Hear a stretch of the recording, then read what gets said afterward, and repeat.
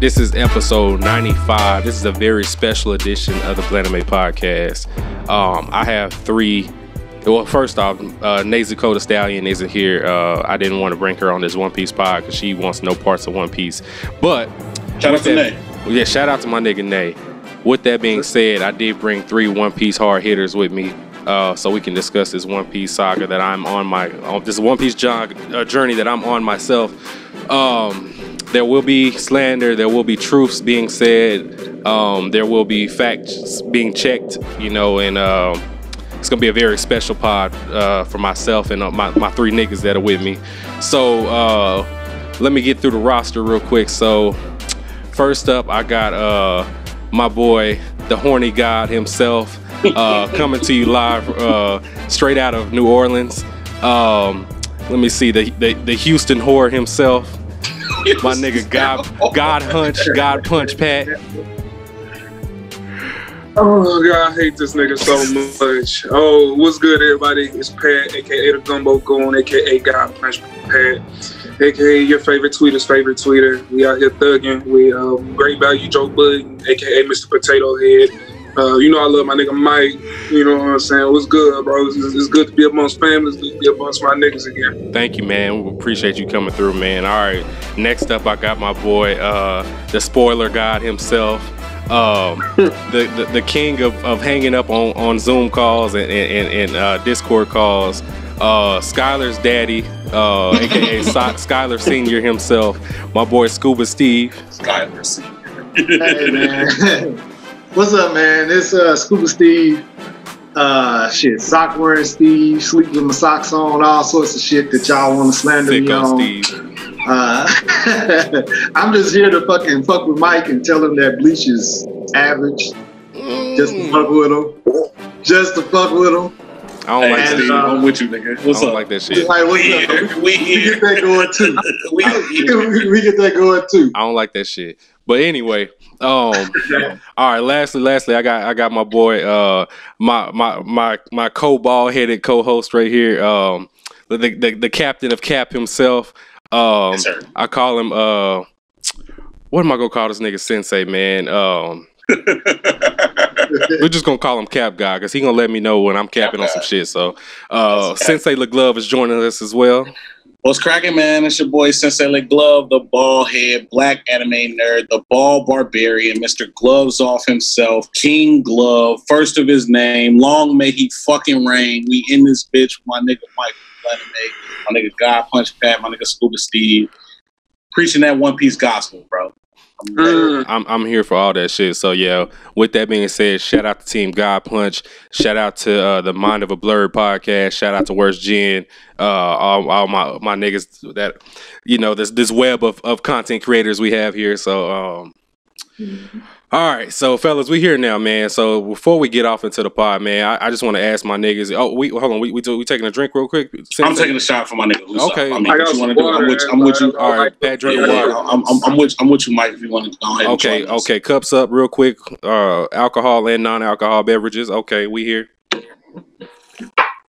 All right, so I just want to ask my niggas, man, how y'all week been? I'll start off with Pat, man. How y'all been, bro? I'm cool, bro. Start the new job, you know what I'm saying, tomorrow. New beginnings. We grinding out this God Punch Chapter 3. Still trying to get that out before Halloween. It's been pretty cool, man. I've been in a good mental space lately. You know what I'm saying? Been taking care of my body a little bit more. So we Gucci, bro. Been having a lot of good days. I'm blessed. Good shit, man. I'm good to hear that, man. Messing with, you know, taking down people's daughters out here and shit. You know how you get down. They might be listening. They might be listening. Ain't no women listening to a One Piece pod, but that's cap. Wow, that's cap. Go to hell. That's go to hell. Wow. Cap, G. Wow. That's cap. All right. Steve, how you been, man? Man, I've been good. Same old shit. I'm doing a little writing thing too. I'm hoping to get this first chapter out before December. I'm just waiting on my artists, and I'm doing the pod thing myself now. Skylar forced me to get on it, and shit, now we're doing that. So Other than that, man, I'm really just trying to get on y'all level, man. Real talk. I don't You know really what I'm care saying? how you been, bro. As long as Skylar good, I'm okay with that. To be honest with you. Yeah, she good. She trying to get y'all on the pod. I'm like, shit. You know. I already told Nate. I was like, hey, when Skylar said we got to pull up, so we pulling up. So y'all just got to let us know today, and we're gonna try to make it happen. So, Bro, she real life think y'all celebrities for real, bro. Hey, that's what's up, shit. I'm saying with all y'all because, like, you know what I'm saying, YouTube is TV for kids.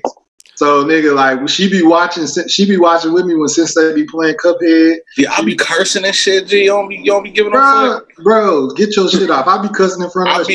She knows she can't cuss. When she messages me like, hey, yeah, no, I watch you on YouTube. I'm like, damn, you been hearing me say, hey, dog, fuck that nigga? Shit, she knows she can't cuss until fair enough. Whatever. So get your shit off.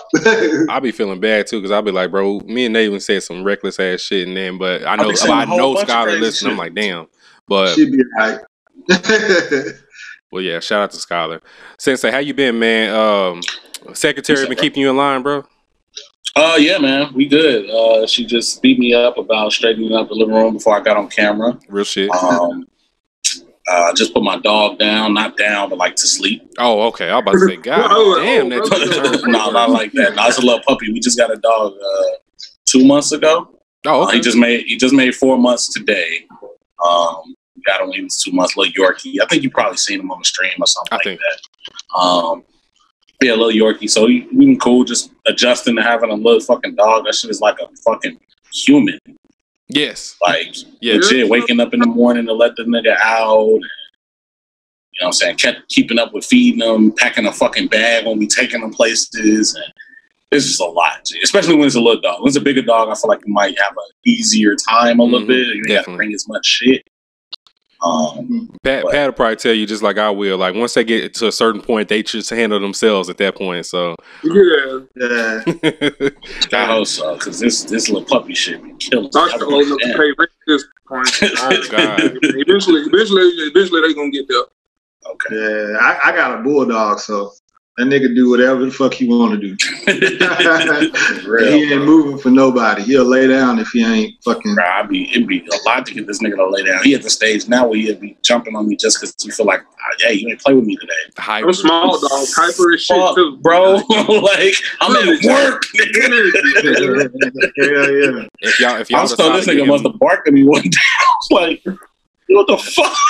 What the fuck, nigga?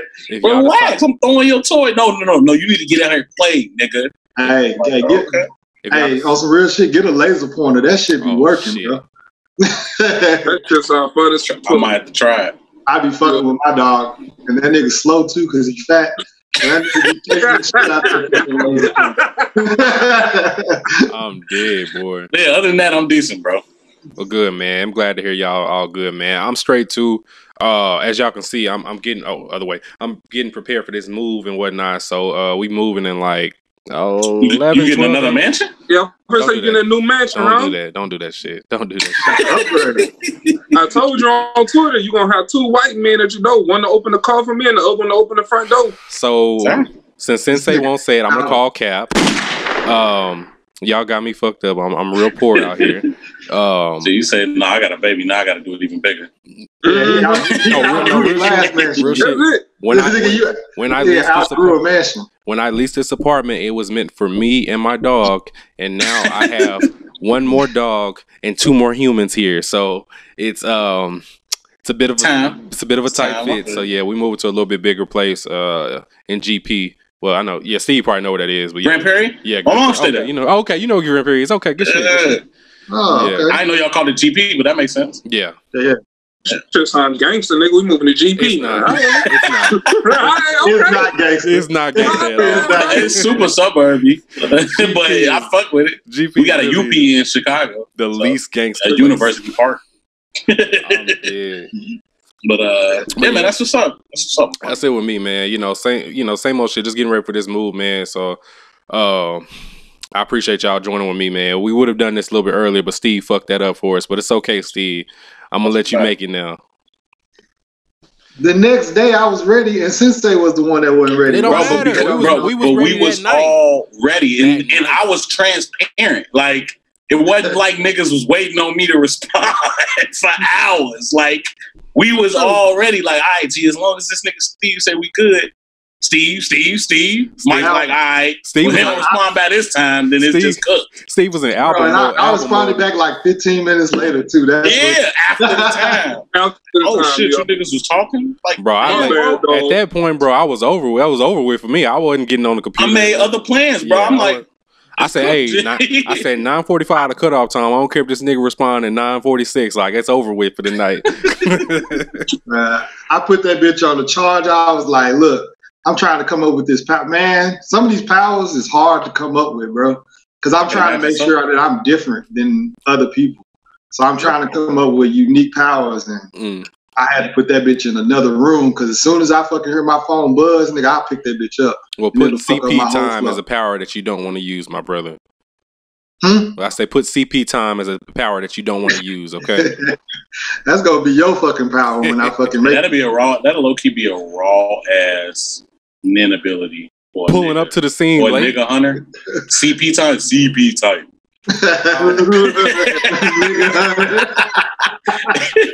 It's an ability that just make niggas slow. Like, hey, Sensei, real quick before we get too far, I do want to say I'm salty the Sanpakto lost that tournament. Nigga, I knew it wasn't gonna win, but I was still salty. I knew it was gonna lose, but I was low key like, damn, do I want to create 50 fake Twitter accounts so I can vote for them? I really was thinking about. I was like, do I want to cheat this system real quick? But I was like, nah, I'm gonna let these niggas make it. Who did they go up against? Nin, right? I think Zanpato went against Nin, and then Quirks. What did Quirks went against Stans? Yeah. Yes. Okay. Yeah. That's like the first round. And the funny thing is, and I said this on our pod, like the funny thing is, that was the one I could have saw being an upset.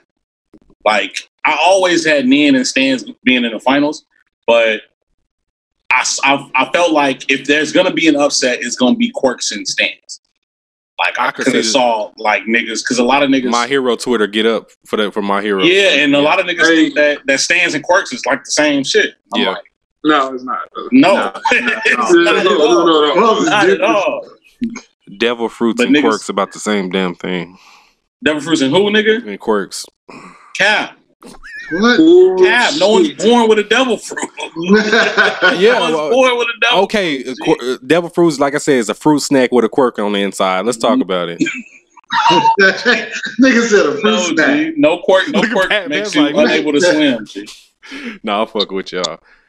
All right, man. So I did get to I can't remember the last episode I watched, but I know I'm like in the either the late 350s or early 360s. I'm at the post Ennie's lobby arc.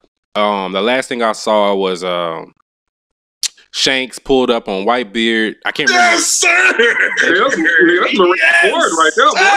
Shanks pulled up on Whitebeard on his ship. They were talking cash shit to each other. I think Shanks was like knocking niggas out with his hockey and shit like that. Just walking. I was like, oh, shit. Boy. Yeah. I was like, oh shit, okay. That's Shanks. They was like, he had the nerve to ask the first mate of Whitebeard ship, like, hey, you want to join my crew? Bro, yeah. Yeah, he was disrespectful as fuck, right?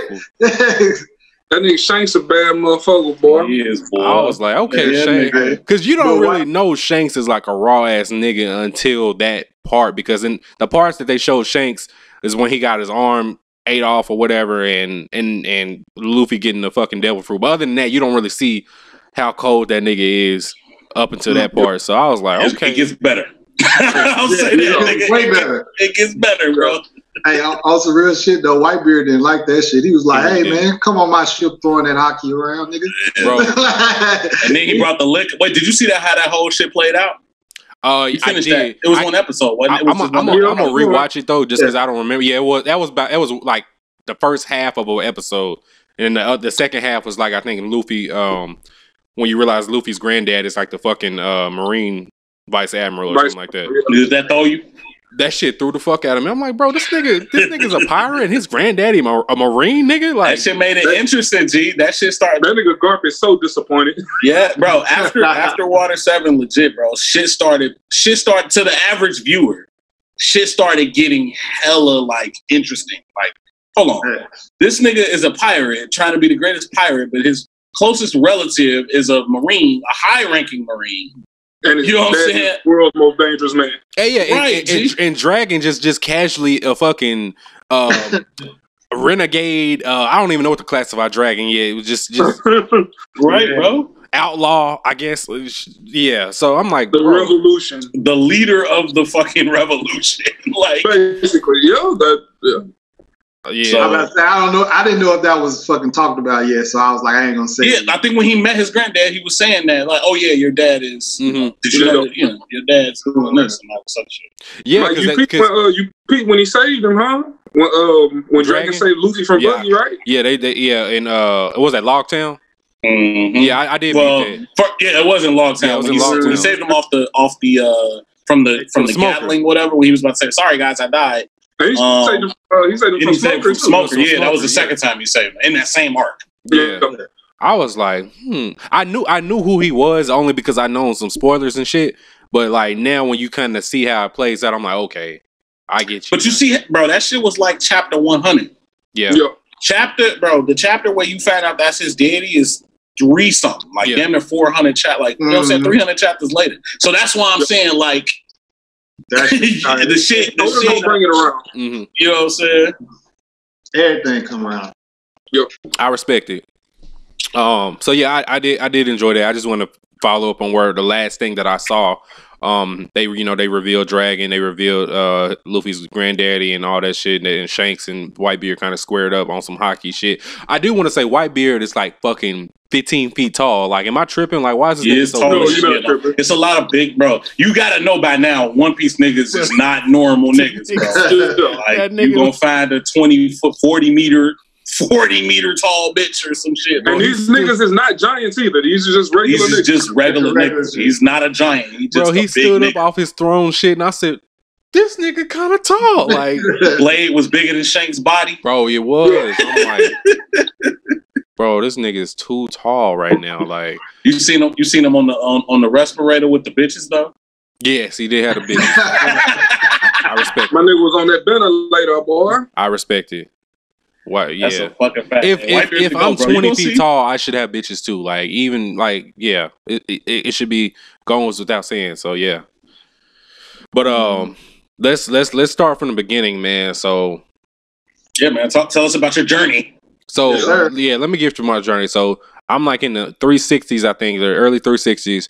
I started this journey last year in 2019. Like, this last year was when the first time I gave One Piece a fucking shot. And I tell you, I started episode 1 over maybe 6 or 7 times because I couldn't get through episode 1.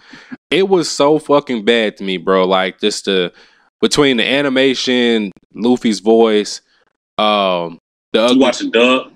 Bro, I mean, honestly, it's bad either way. Luffy's voice is bad either way. It's probably better off overall in sub, but for me, I have to watch it in dub because Michaela working that shit, right? I'm be at the crib and being a dad and shit, so I don't always get to fucking look at the screen. And I can have shit going in the background or whatever.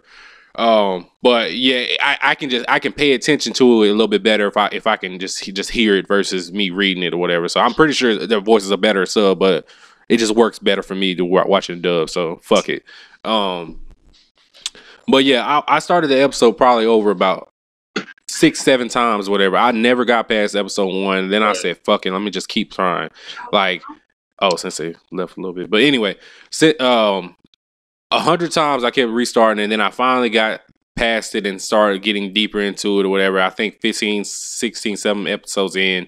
And then I think at that point, what the fuck did they get into?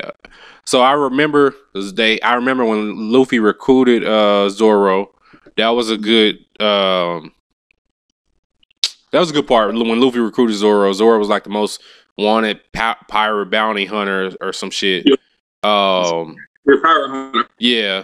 Recruited Sanji. Sanji was on the ship as a cook with the. Hey, no. We gonna have to slow down on that recruited Sanji part. G. My bad. I'm taking my dog out. Oh no, you good. You good. So I cut my camera out. Yeah. Hold on. So we can you can brush past the Zoro shit if you want because his introduction to the crew was slight, but he is the GOAT. Okay. But the Sanji shit, we can get into it. So what were your thoughts? What were your thoughts on the Baratier arc itself? I'm trying. That was last year when I saw that one. So I'm trying to remember everything that happened. So from what I remember, he was the cook of that ship, and let me see what all happened on that fucking arc. He was the cook of that ship, and they basically didn't want that nigga. If I remember that correctly, they didn't want him on the ship. No, it wasn't. No. Luffy was trying to get him. He didn't want to go, but then like Don Krieg and like his guys came and they was like famished because they hadn't been eaten because their ships got fucked up when they went to the Grand Line. So Don Krieg basically showed up as like a deterrent for niggas to like want to be in the Grand Line. He was there to show that, hey man, this Grand Line ain't no joke. I'm a powerful pirate, and then they'll fuck me up. So Sanji was like, you know, as the nice nigga he is, I don't want a nigga to go hungry. Fed them niggas the whole time. Don Krieg was like, I'm finna take this fucking ship because I'm a pirate. That's what I do. Yada, yada, yada. And then in the midst of that, some other shit happened. You remember? But, so we jumping straight to Sanji. We not going to go Nami and Usopp first? Well, I was going to leave Nami for last. We get to Nami Nami's later after. Yeah, we can get to Nami after. Nami's after, but Usopp... Yeah. I remember Usopp shit. Usopp's story was kind of trash to me. I ain't gonna lie. His arc was the weakest, I would say. Him and Zoro had probably the weakest, like get the person arc. I fuck with Zoro's more because I fuck with Zoro more. But Usopp's arc was kind of bad to me as like the boy who cried wolf story. And, yeah, you know what I'm saying, all of that. Like we kind of finished up Usopp's shit in like in his lobby when they finally burned the mirror. Like that was like, okay, that was the real Usopp can let this shit go. You know. Okay, never mind. My bad. I just wanted to make sure. You know what I'm saying? Yeah, I was gonna leave Nami's for last because of course Nami probably had the most impactful arc to me out of the Straw Hats at that point. But I'm trying because I really didn't. Mihawk pulled up. Mihawk did pull up, yes, and yeah, we'll definitely talk about Mihawk. We'll talk about Mihawk. But so I'm trying to think. What all significant go ahead. happened You with can finish Sanji? how you felt about it. I was gonna say what all happened significant with Sanji because I can't remember exactly everything that happened with him in that part. I remember they recruited him. I feel like I remember the head chef or whatever was like, no, yeah, he was like, go ahead and go with them or whatever. Well, you know, they show Sanji's background. I mean, his backstory. How you fuck with his backstory? What you his backstory? Yeah, Sanji, exactly. Yeah, Sanji, cool. I like that. I like that his purpose is that he wants to find that what was that special fish for him to cook? All blue. He wants all blue. Yeah. Part of the sea. Yeah. I thought that was kind of dope because that was like just like the rarest fish in the world or some shit like that, and he wanted to cook that shit, and I respect that. You know, if you a chef nigga, you know, go all out and be a chef nigga. So one thing I feel like the Baratier arc started for, I guess, the trend of One Piece is like sad ass backstories. Mm-hmm. Like One Piece is like big into like backstories, not necessarily like flashbacks. Like there's a difference between a flashback and a backstory. Like a lot of times, like people confuse what Naruto was doing with they flashbacks. Like, oh, do you not remember? I'm Naruto, the kid who got bullied. All those, like, you know what I'm saying? And then it just be the flashback to him on the swings. Mm-hmm. You know what I'm saying? Mm-hmm. That's different than we get introduced to a character and find out all of this trash shit about him. Mm-hmm. Yeah. So like that, the Sanji shit is what kind of started the tragic backstory. It was always a tragic backstory. Yeah, for the most part, but he was the one that really kickstarted how tragic them shits was with his relationship with Zeph, with them being stranded. Zeph saying, "Here's a bag full of food." Here's your bag full of food. There's two parts to Sanji's backstory too, though. It is. Like, You ain't got to the. Both of them fucked up. Both of them. Long way to go to that shit. They got a long way to go. But yeah, G, like Sanji just lived a very rough life. That's a fact. The whole sharing food, and then you find out like Sanji had all the food, and Zeph had no food, and Zeph basically ate his leg. You know what I'm saying? Like to protect Sanji. Like that shit was tough. That shit was tough, G. You probably you glossed over it. I think I did. Didn't even realize it. Yeah, I don't even remember it being like that tough of a story for Sanji. I know the backstory that hit the hardest to me was Nami, because I think that one was much longer and much more in detail. For sure. Certainly, being where we are now, you could argue Sanji probably has like maybe top 3 saddest backstories. Yeah, where we at right now, for sure. Yeah, like easily. You could probably put his shit above Nami, maybe. I would. I got Robin first. I'll put Robin up there. Yeah, I got Sanji Robin was first, sad, then yeah. Sanji, and then Nami. Chopper shit. Out of the Straw Hats. Out of Straw Hats. Yeah, I'm just out of talking Straw Straw Hats. I'm not saying in general. For me, Law is number one. I love Law's backstory. Law had a very fucked up backstory. Yeah, but you're talking about Straw Hats, so you might be right. Yeah. But one of these days we need to rank the backstories of the Straw Hats, but we'll say that for another day. Once I get deeper into the shit. So you got more Straw Hats to go too. Yeah. So yeah, I know I got definitely a few more. Because the last Straw Hat, of course, I've seen that's joined the crew is Frankie, and Frankie shit wasn't sweet either. So. Nah, hell no! When them trying to stop that motherfucking train, yeah, that shit was tough. Frankie shit wasn't sweet either. But yeah, G, all them niggas got sad ass backstory. Luffy probably like the only one that we don't know yet, because I feel like we really ain't. Well, it's like we know his backstory, but we don't know his anything that happened before he was 7 years old. Yeah, we don't know none of that shit. They don't show anything. Okay, I give you that. They don't show anything prior to him getting the devil fruit from where I'm at now. I don't think. Yeah, I can't remember them showing anything prior to him getting the devil fruit. Nah, they ain't showing nothing. Yeah. You gonna get to it. You gonna get more shit. Yeah, you gonna get more shit, but it's not gonna be before the shit you saw with Shanks. Mm-hmm. Yeah. I respect it. So yeah, so the Straw Hat. So yeah, at this point now, so we've seen Zoro's backstory, which is his. Oh, I had a question about Zoro's backstory. So in the manga, it was different from what happened in the anime. Oh, it was. Oh, okay. Yeah. So wasn't it like it wasn't his chick or nothing, but it was like the girl that he was training with or some shit like that. She ended up just randomly passing away, and he basically dedicated himself to being the best swordsman in her honor or some shit like that. Basically. Yeah. Go ahead. Yeah, she fell down the steps. I'm sorry, my bad. No, you good. No, go ahead, Pat. Go ahead. No, like she fell down the steps, and I think she like hit her head or some shit. And like her and Zoro always like wanted to be the best swordsman, so he wasn't doing it like in her honor per se. Like, but he took her sword and pretty much like carried her will with him on some shit. Yeah.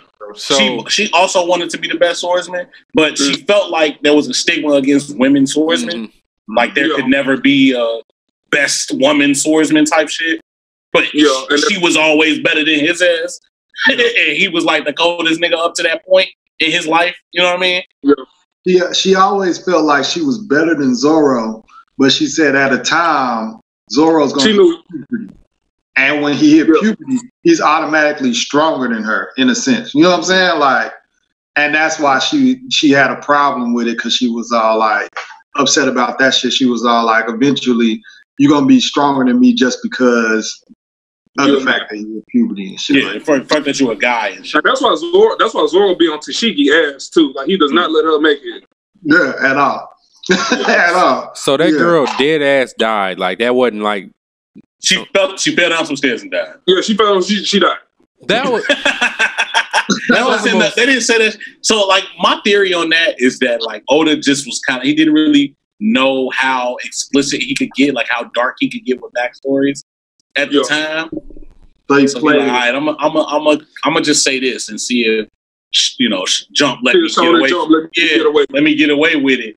And that's why I say like, yeah, it was tragic, but not really. It's like bitch just fell down some stairs. Because I'm just like, okay, when is she gonna pop back up and like, yeah, I wasn't really dead type shit. So I was even Usopp backstory wasn't really sad. It was just the fact that he grew up without a dad because his dad is on Shanks. Mm-hmm. Yeah. So that's why I say when you got to Sanji, that was when he really started. All right, hold on, let me hit y'all with some tough shit. Like I nigga Oda said, I'm gonna make this nigga eat his legs. Eat his legs. let me put a situation where it's either you eat yourself or you die. And Shonen Jump said, we like that shit. Yeah, exactly.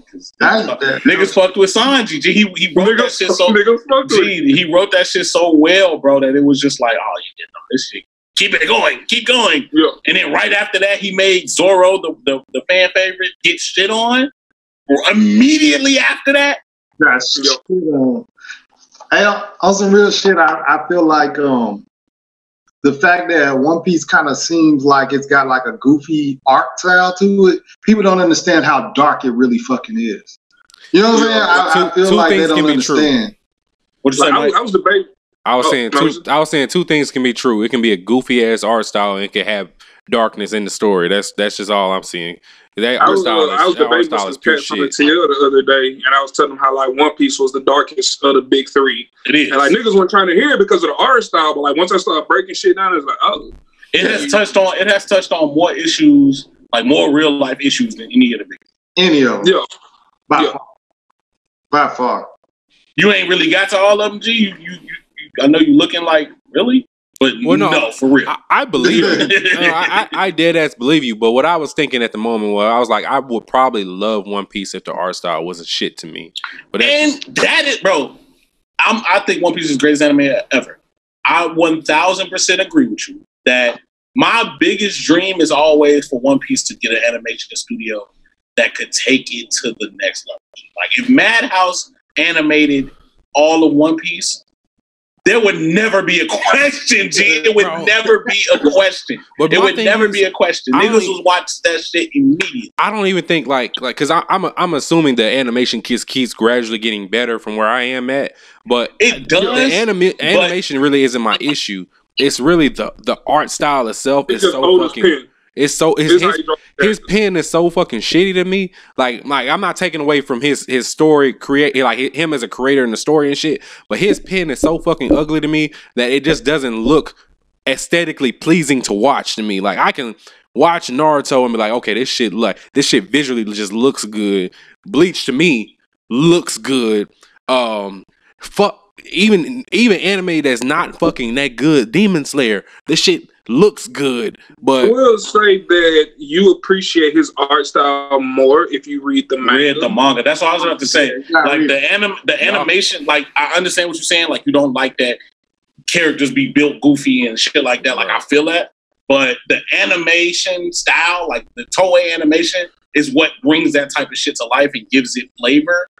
That's what brings those negative emotions out. Because Oda, while I don't think he's the best at character drawing, he is like his backgrounds, his like dual panel, like I'm gonna show you this world is damn near untouched. Like he goes crazy when it comes to like the background double panel shit. Like, but one thing I say about his artwork, I mean, that's his style, you know. Like, because you've seen like some of his raw ass characters. We've seen the Aokijis and the Doflamingos and the Laws and the Aces. You know, we've seen all the niggas. But then you get the Frankies and, you know, the Big Moms and you get the weird, goofy looking characters. So we know his pen is legit. You know, it's just his style. You know, I hate it. I know. That's fair enough. No, keep it going though. Oda looked like he took his pen and taped it to that one tooth that he got that's hanging out to the side and just like drew the shit with that tooth. That's what it looks like to me on the paper, boy. I really hate it. I hate it to death. But it's just like it's okay. It's fine. I know he's good at world building and writing the story. So it's just like I gotta watch it. But I just hate the way these niggas look. I was just staring the whole time during Annie's lobby in Water 7 at the fucking giraffe nigga. No, not even the giraffe nigga. Hey, I used to say because I was showed up bad at that shit. The ugliest.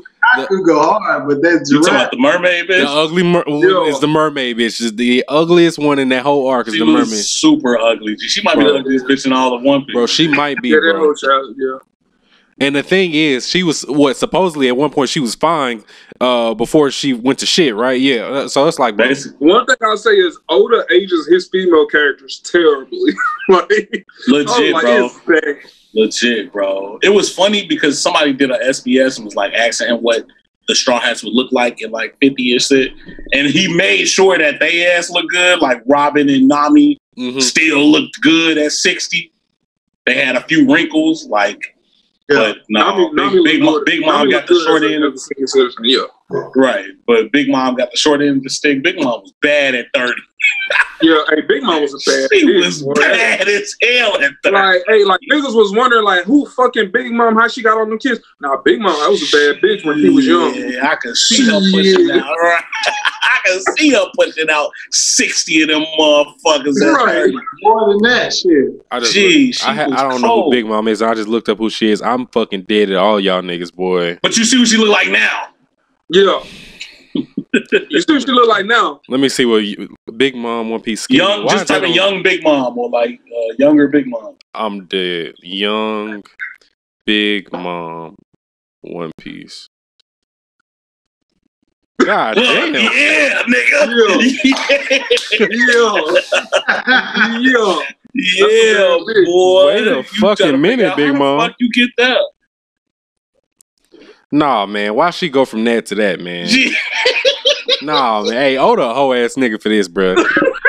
Nah, we gonna call a spade a spade. Oda a hoe for that. Big Mom was a big baddie at one point. God damn. All right. She was cold. Anyway, man, all right, let's move on, man. So we got all the intro arcs in there for the most part. I'm trying to think. Okay, so we can go to Nami's arc at this point because Nami and the Arlong Park or whatever. So this was like the first real confrontation that the Straw Hats had. Well, the pre-Straw Hats had, because Nami was low key a member, but she really wasn't. But she really was type shit. She became a member of that arc. So I remember when I was watching this whole. And I told niggas that I was watching One Piece, they was like, oh, you about to get hooked at Arlong Park. That's going to be the one where it's going to reel you in. I hated every bit of Arlong Park. What? I did, bro. On God, I did, bro. I did. That's not cap, because it's lost his facts. fucking camera. He like, you got It's What? facts, bro. No, wait. So here's the thing. Arlong Park. When the fuck did Arlong Park come out? That shit came out in what? Like, what? 2000? That would not, yeah. 2001? Yeah, maybe? probably 2000, yeah. So back in 2000, you were for sure getting hooked on it. Like you were for sure getting hooked on One Piece. I'm not mad at that back then, at that moment, because nothing like that was happening. Okay. In no other show. Nothing like that was happening in no other Big Three show. So you for sure like, okay, I can watch this because this shit is sick. You know what I mean? Like this nigga going crazy with this fucking shark nigga, and this bitch done got shot in the face in front of her kids. Like it was like nothing like that was happening. That's like my biggest thing with like niggas who like just started One Piece in like 2019, 2020. Like you gotta remember this shit dropped in the 90s. You have to have an open mind and think about like, okay, this is a 90s shonen anime. I gotta appreciate that shit for what it is and what it was at the time. I can't compare it to, you know what I'm saying, new gen anime right now. Because the pacing, all the animation, all that shit was a lot different back then. And also even just your master, like your the way you think about anime, the way you perceive your taste and shit has changed over the years, which is why we critique shit so much now. Like hell yeah, we loved seeing Goku go Super Saiyan for no fucking reason. But now that we're older, it's like, all right, I can't. Exactly. Power friendship. But now it's like we kind of hunger for more of an explanation, more shit that makes more sense, not just I'm angry and I want to do this shit now. You know what I'm saying? So like we as older anime fans call bullshit on shit more often, but we gotta realize like a lot of shonen shit is geared towards kids. You know what I'm saying? Like young men, like young boys and shit like that. Like it ain't really like we still enjoy it because the shit's still good, and we understand that a lot of this shit hit different for different age and hit different for different ages. But it is meant for little kids, so they gonna keep throwing little shit in there to make the kids feel like, yeah, you know what I'm saying? You hurt my friends, I'm gonna get stronger than fucking ever. But it ain't really the case all the time. You know what I'm saying? And I'll give Oda his credit on this point is that I can tell, like, since I started from last year to now, I can tell that Oda wrote this whole for a certain age group, and the age group that he wrote it for literally grew up as the fucking plot goes. So I can see the maturity levels rising with each arc point and shit like that. So I'll give him his credit on that. So I want to ask you, what didn't you like about Arlong? It just there was nothing like Nami's story was pretty interesting. I think her story specifically, like with her and her sister and everything. But like as far as the Hercule fish nigga, I can't remember his name. Like Hercule fish nigga. The reason why I say Hercule is because that was his voice. I think that's Chris Sabat, but I think that was his voice. You talking about the Hachi with the arms? The nigga that Luffy fought. You don't know Hachi? Oh, you talking about Arlong? Was that Arlong? Oh yeah, Arlong. Yeah. So. He literally has Hercule's voice from Dragon Ball Z. That's why I call him the Hercule fish nigga. I didn't watch. Go. Yeah, if you go back and watch the dub with him, nigga, all you can hear is Hercule. Just close your eyes and you'll hear Hercule. But anyway, so like they were fighting the whole time, and I'm just like, bro, there's nothing extraordinary about this fight. Like it was just a big mid pack of fighting. And Luffy should have died. But he didn't because of plot. Against Arlong? No, listen, because this is what happened. Arlong tied this nigga to a fucking weight, threw this nigga in the ocean. So I'm like, Luffy should be dead right now. But plot let Luffy stretch his neck stretch his mouth above. Plot? That's his ability. What do you mean, bro? How does a nigga just his ability doesn't not work in water? No, he just can't. Like move, like he can't do shit. I get that he's a rubber nigga though, but I get like him throwing his arms and stretching his arms is him doing the motion of throwing his arm. But how does one just by themselves stretch it? Because his arms was tied up. How does one just stretch his lips? I'm keeping it straight with you, nigga. If you are astounded right now about the fact that this nigga can stretch his lips, you ain't seen shit. No. I'm not astounded by it. Not even post time skip, bro. Like, I'm not astounded by it. How did you feel that? We gonna find out how you feel at Skypiea. Like, the man is made of rubber, G. No, Skypiea made more sense though to me. What?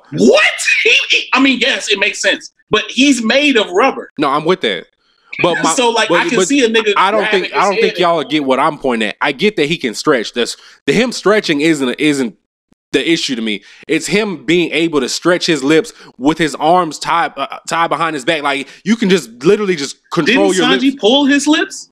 I feel like somebody moved his lips. Did Sanji pull his lips? Sanji went underwater to get his head and moved it up.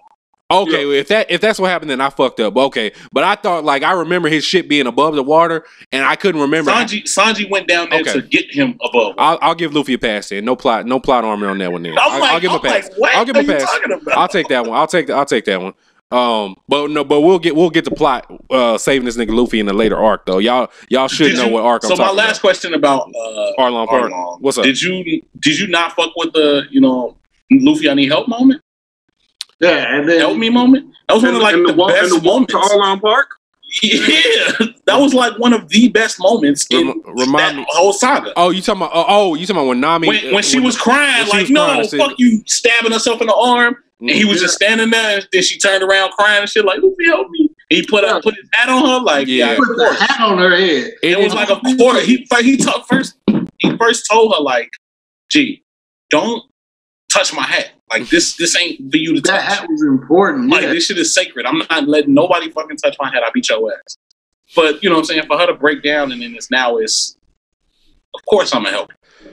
Now, like my friend type shit. It didn't really tug on my heartstrings like that, but I do respect it. I respect the moment because it was a significant moment. But like I wasn't like like some shit like that. But I respect it though. I have no problem with that moment. I honestly like I enjoyed Nami's like her backstory was the most realistic, relatable backstory that I saw out of any of the Straw Hats up until that point. Like I can see a little girl saying, you know what, I'm gonna save my city by, even though I don't fuck with these niggas, I'm gonna basically get money and steal for these niggas just to make sure my people straight, my people stay alive. It was the most relatable story at that point that I had seen in the story. So I fuck with Nami's backstory probably out of all the Straw Hats up until that point. So that's really the only enjoyable part of Arlong Park for me. The fighting itself between Luffy and Arlong didn't really do it for me. I was over it. And I was happy when it was over with. So, as far as One Piece, I feel like One Piece is the best storytelling and the best show in general for me. Mm-hmm. But I do feel like Naruto and Bleach have better fights. I can't argue with you on that. Yeah, I'm definitely not arguing. You know what I'm saying? But it's like, not really a show about fighting. Yeah. I don't feel like One Piece is about the fights. So a lot of meathead niggas don't like One Piece. because of the fact Not that to call you a Mike, you have meathead, admitted Mike, that you are indeed a meathead. I haven't. I'm admittedly so a meathead, but I do enjoy a good story Fair too. enough. So so One Piece in general, for a lot of people, I can understand where them niggas be like, One Piece is trash because the fights is mid. I'm like, all right, you know what I'm saying? It is what it is, but like, there's not a better story told than One Piece. I respect it. No, honestly, because I'm a meathead ass nigga, but I respect a good ass story too. Like, so you can't just have good fights and that be it. Like, God of High School, I haven't even finished that, and I was but that is exactly what that is. Say, oh God, listen, that's another pod. That's a whole nother pod.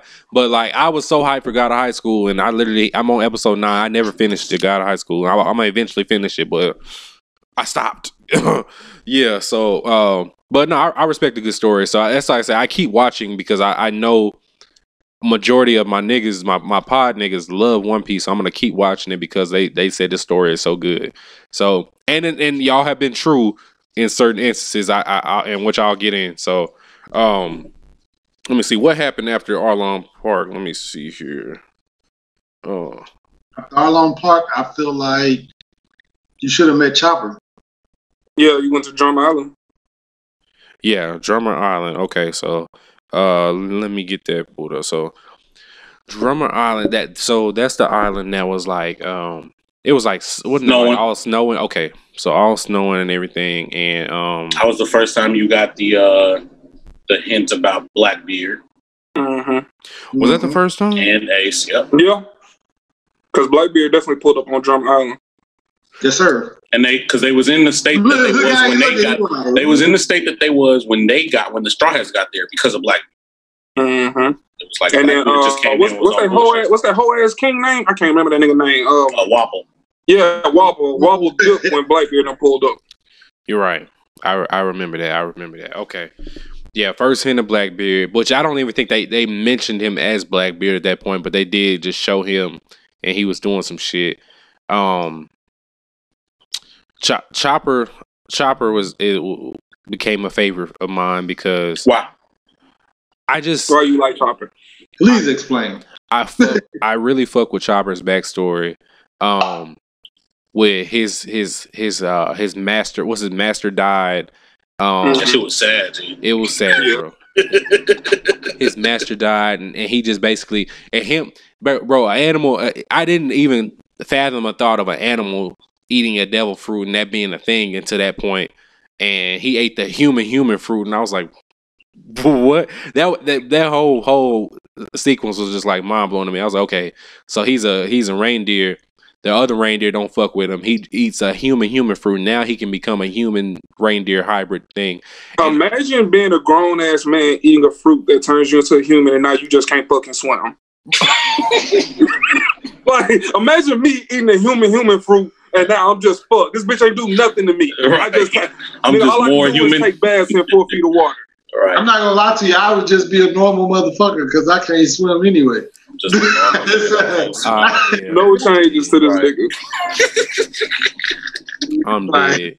So that at that point, that part was dope to me because that's when they kind of explained the type of devil fruit powers. Like what's it called? Yeah. Logia, I think. You got Paramecia, and Zone.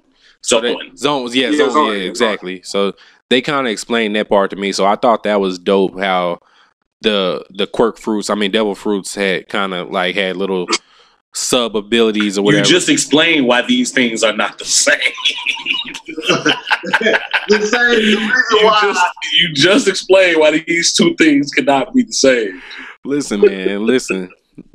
The quirk fruits, they are what they are, man. You got to make them a little bit different. So A little bit. Well, I did appreciate them kind of making the subcategories in the devil fruits and everything, and so that was interesting because I was like, okay, you just don't get no basic ass power with these fruits. They kind of have sub abilities within them, and you kind of have to work your way within your sub ability just depending on what you got. So without that part, that whole Water 7 would have been really fucking confusing without Chopper's part because all them niggas had them fucking the zone fruits. Zones. Yeah, so damn near all of them had zone devil fruits and shit. So like that, it was like a fucking zoo in Water 7. So it dead ass was, but it was. So yeah, I fuck with Chopper's part, and they dead ass needed a fucking doctor because didn't somebody get like really fucked up in that arc? Nami was sick. Nami got sick. Yeah, Nami got real sick. And then Sanji got fucked up, so it was Luffy had to carry both of them up the icy mountain. That was a dope part to me. Luffy literally put the team on his fucking back. Okay, I remember that part. Luffy, that nigga, G. Niggas be sleeping on Luffy as the MC, the best MC that fucking great Big Three.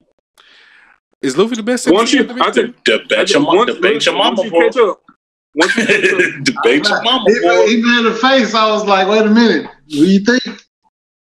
It's only because that nigga keep going, bro. I mean, you've seen a lot, but bro, that man Luffy got you've seen so much, yet you've seen nothing. You really haven't. I like I said, I respected him putting the team on his back. Look at him. I'm not giving him the best MC as of yet. So by the time he gets to Wano, he gonna be young. It's no question, bro. Respectfully to my three niggas with me, I'm never gonna put Luffy over Ichigo, but I will put him over Naruto in a hot second. I'm ready for that. I'm just telling you, listen. I'm gonna tell you like this. Remember this moment. You're not gonna put him over Ichigo. Get to Wano, you'll see. My bias won't let me put him over Ichigo, but my hate for Naruto will let me put him over Naruto in a hot second. So Luffy gonna be your favorite MC soon. That's what you don't know. I'm telling you, bro. I'm gonna mail that nigga a straw hat, and I want this nigga to wear that bitch. I want you to wear it. If I legit become a Luffy stan, I will happily wear a straw hat for every anime podcast. Let's go. You got time, baby. You got time. You ain't got nothing but time. But y'all, I hate dumb MCs, and But he not the dumb that you think he is. Like you putting him in the Goku dumb kind. No, he is. Goku has a brain injury. Don't talk about him like that. He has a very traumatic brain injury that he never received medical attention for. That is a fact. He did fall on his head. So that reminded me. I blame Grandpa Gohan, but we're not gonna talk about that. That reminded me of a part of Luffy that I actually absolutely hated too, that I wanted to discuss with y'all. So speaking of dumb main characters, the dumbest shit that Luffy did to me, and I hope I'm not jumping too far from where we were talking about Chopper's arc, but I think it was the arc after Chopper's arc was they pulled up in somebody's town. I can't remember the town was, and I think this is when they first introduced Dolphy, and that was Jaya. Okay, yep. and so they basically they were trying to frame the Straw Hats for some shit, and Luffy got mad at Zoro because he thought that Zoro was like he thought Zoro was trying to be rude to the people. That was Whiskey Peak. That was right after Zoro beat off those 100 hunters. There you go. He got pissed off and he wanted to fight Zoro. Luffy was trying to kill his nigga over some food type shit. And I was excited. I was excited. It wasn't just about food though. He thought that Zoro sliced these niggas up. Yeah, sliced up like, the you town. can't be out here like making my crew look bad. Yeah. It wasn't on no food shit. It was more so on some. Why did you cut these niggas up? Zoro didn't even get a chance to tell this nigga. Zoro was like, Luffy, these niggas, and Luffy started swinging on this nigga. And I'm like, I love it though, G. That shit looks with it. I'll tell you like this. When you look at how he ultimately handled the Chopper situation, are you surprised? Nigga, this is my crew. You not finna have me out here looking bad. Facts. Let your nigga speak, for what he did before you start swinging on this nigga. Like, if I know my nigga can hold his own, we can answer these questions with the hands. Yeah, that's how niggas. Listen, how you want to be a meathead, but you don't want to see no niggas get active? No, I want niggas to get active.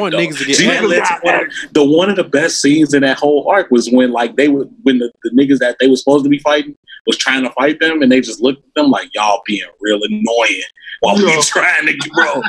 Trying to fight. While we trying to box, bro. They looked at them, they was bloody as hell. They got scared. I'm like, yeah, dude, that was lit, G. Oh, booger man ass nigga. Nigga was flicking boogers at niggas.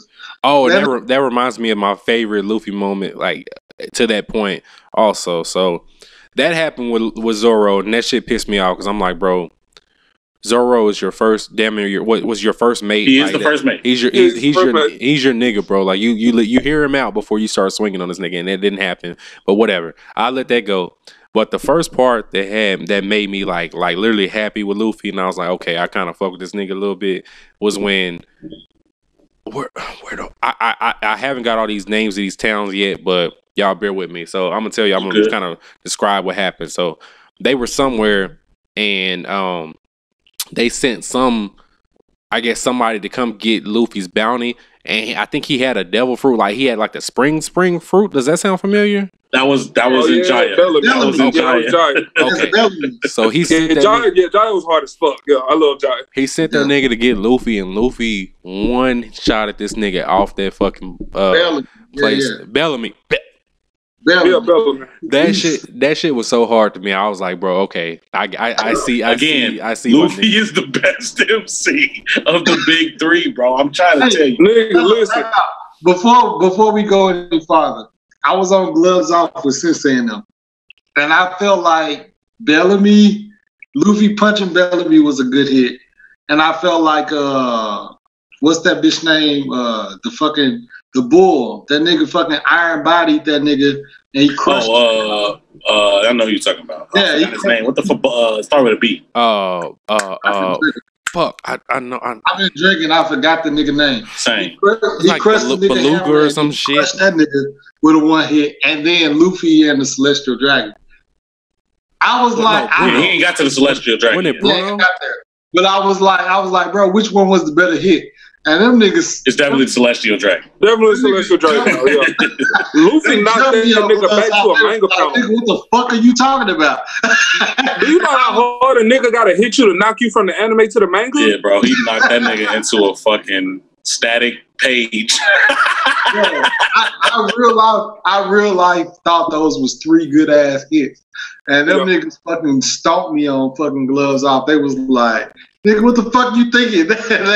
And I was like, okay, I fucked up. I should have never mentioned it. Maybe we misunderstood you. No, them shit's nah, I thought those was good hits, but y'all fucking stomped the shit out of me on Gloves. y'all niggas did not let me make it. I was like, oh shit, I fucked up. But my bad. Go ahead, Mike. Yeah, you was at it was Bluno who we was talking about. The Bluno.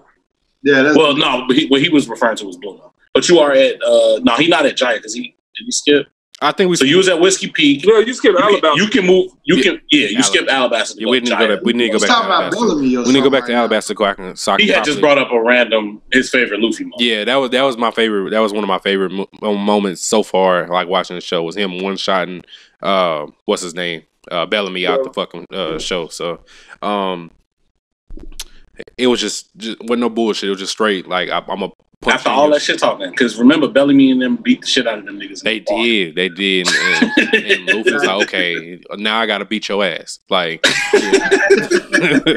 yeah. So let's get to Alabasta because you can skip to Alabasta. I'm cool with that. Alabasta was the biggest fucking bullshit I ever seen in my life. Whoa! And this is why, because niggas told me that Alabasta was one of the hardest arcs. I don't think it's one of the hardest, but it's not the biggest. It's definitely one of the most important. Yeah. So, if we gonna call Cap, can we say Cap that this nigga Luffy should have died like 3 times? If you want to talk about the fight, we can talk about the fight.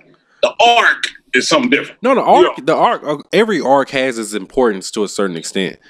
I'm specifically talking about the bullshit that this nigga, a Crocodile, killed this nigga Luffy like 3 times, and this nigga somehow lost the 3rd fight. Fair enough. I will give you plot armor on that. Okay, like that's universal in the One Piece community. Plot armor saved Luffy from Crocodile. Okay, plot armor exists in all big 3. So no, facts. I'm not arguing. The reason I say that one was Alabasta was one of the more important arcs because it was the first time that you really saw how, I guess, something real world could be translated into anime as far as One Piece, because you got a king, his kingdom is being overthrown by some kind of, boss who's trying to become a dictator. And now he's causing this civil war in the community because he wants power. On top Not of only that same nigga works for the government. So it's like, can we really get the government's help to get this nigga out of there? No, you can't, because he's protected by the law. And on top of that, it was the first time that you were introduced to ancient weapons and the poneglyphs. So people gloss over, like Skypiea and Alabasta, but there's a rumor that I think it's Pluton. Pluton might be in Alabasta.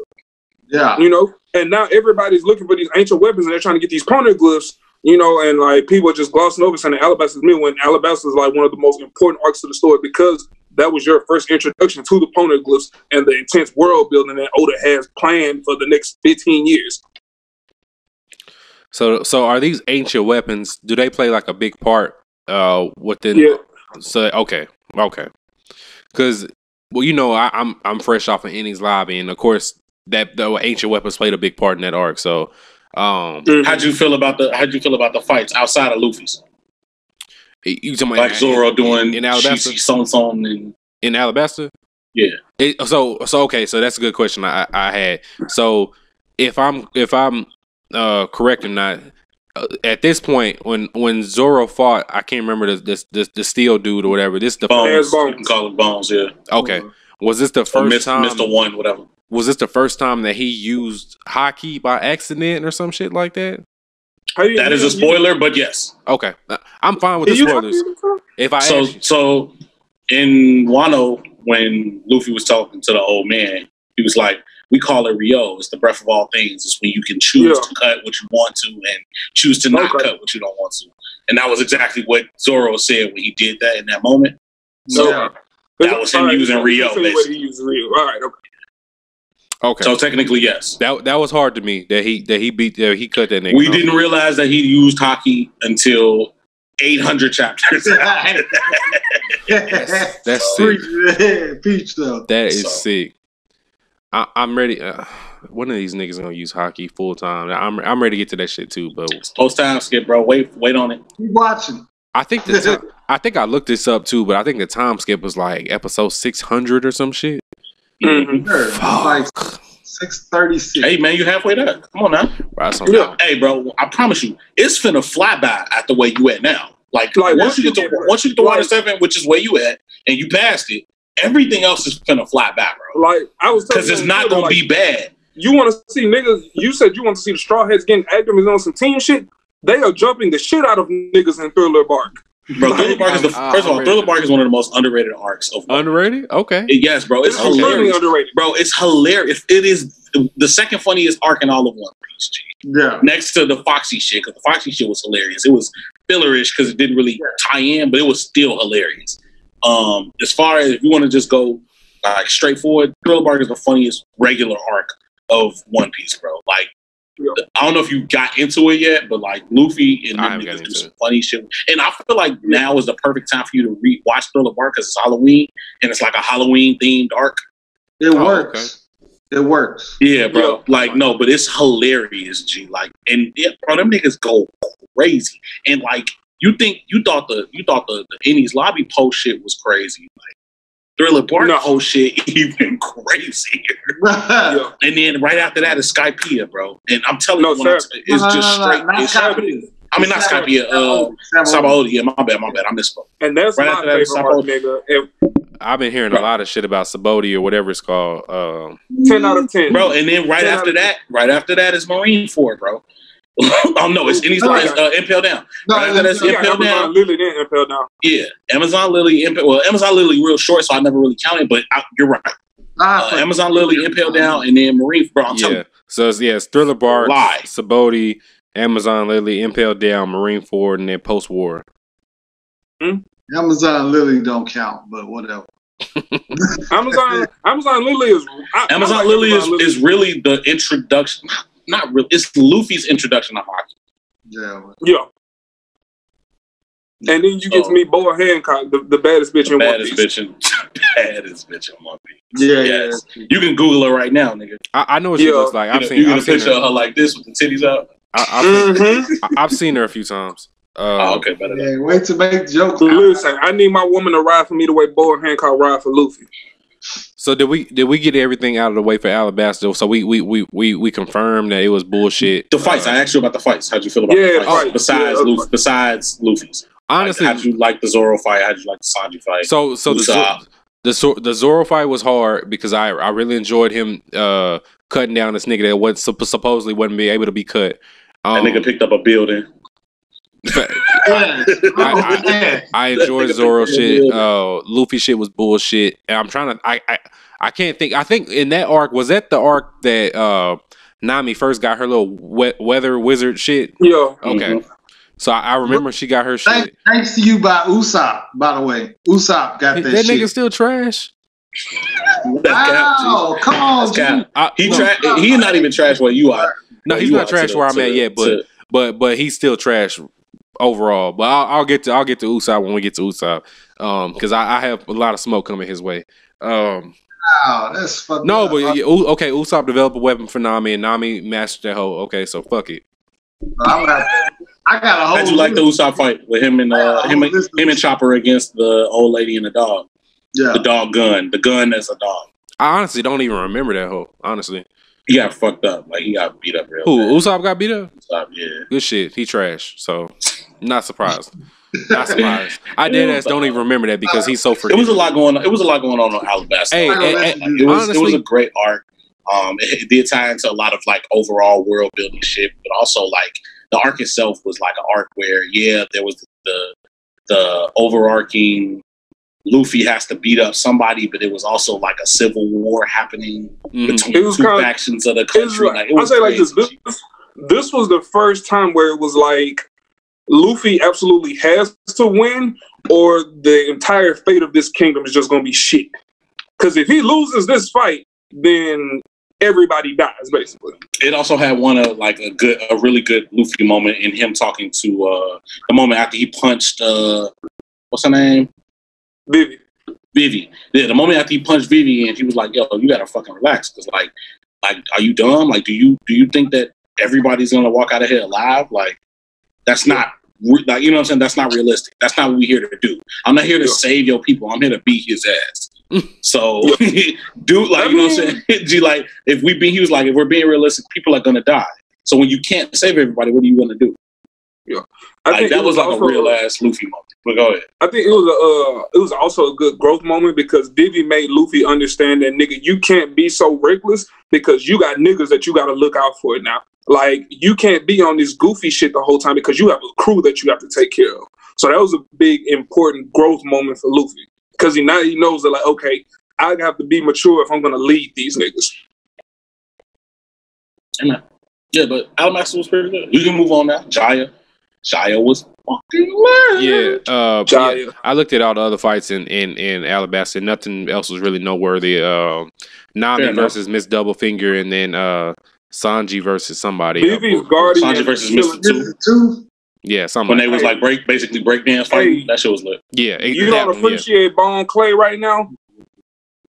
Bon Clay, that nigga, G. Bon Clay, that nigga. Also, this is another way Oda brought in like a personal issue, like in the real world. Like he introduced transgenders in a manga. Mm-hmm. Okay. You good, Mike? Yeah, I was letting y'all talk, but I was reading something. So okay, so yeah, Jaya. They said this is when Luffy unknowingly meets Blackbeard. So I think this is the first part where they meet him or whatever. That scene was cold. Yeah, they were. Yeah. That scene was absolutely fire. These niggas were natural enemies from day one. Good shit. And didn't even know it. And didn't even fucking know it. I'm fine with that. Yeah. Let me see. Luffy versus Bellamy. Okay, so yeah, we pretty much talked about all this shit in Jaya. So yeah. Then all the. Then we get to Skypiea. Okay. Skypiea. Okay, so. Skypiea gets so much unnecessary hate. I really didn't care for Skypiea, but I will say that I did. When I was watching it week to week, I also didn't care for it too much. But when I read it and like binged the whole thing, it wasn't bad at all. Like, it was really good. It had next to the Odin backstory that we just got, it had the best backstory outside of like the Straw Hats and shit of any arc. Skypiea really didn't do it for me until Luffy was fighting what's his name, God Enel or some shit like that. Enel, yeah. Wait, Enel or Inaru? Which one is? There's two more. I think Enel is whichever one's the lightning nigga. That one. I think Enel. I think they decided different names for Dub and I think Inaru was the anime version, but like Enel was the manga. Let me see who the fuck what his name is while I'm looking it up. But anyway, yeah, whichever one of them niggas he was fighting, that one was dope to me because Luffy was getting cooked, but he really wasn't getting cooked because that scene when he first attacked Luffy and it didn't work in Enel's face, that face becomes like the oh my god what the fuck face for the entirety of One Piece. Yeah.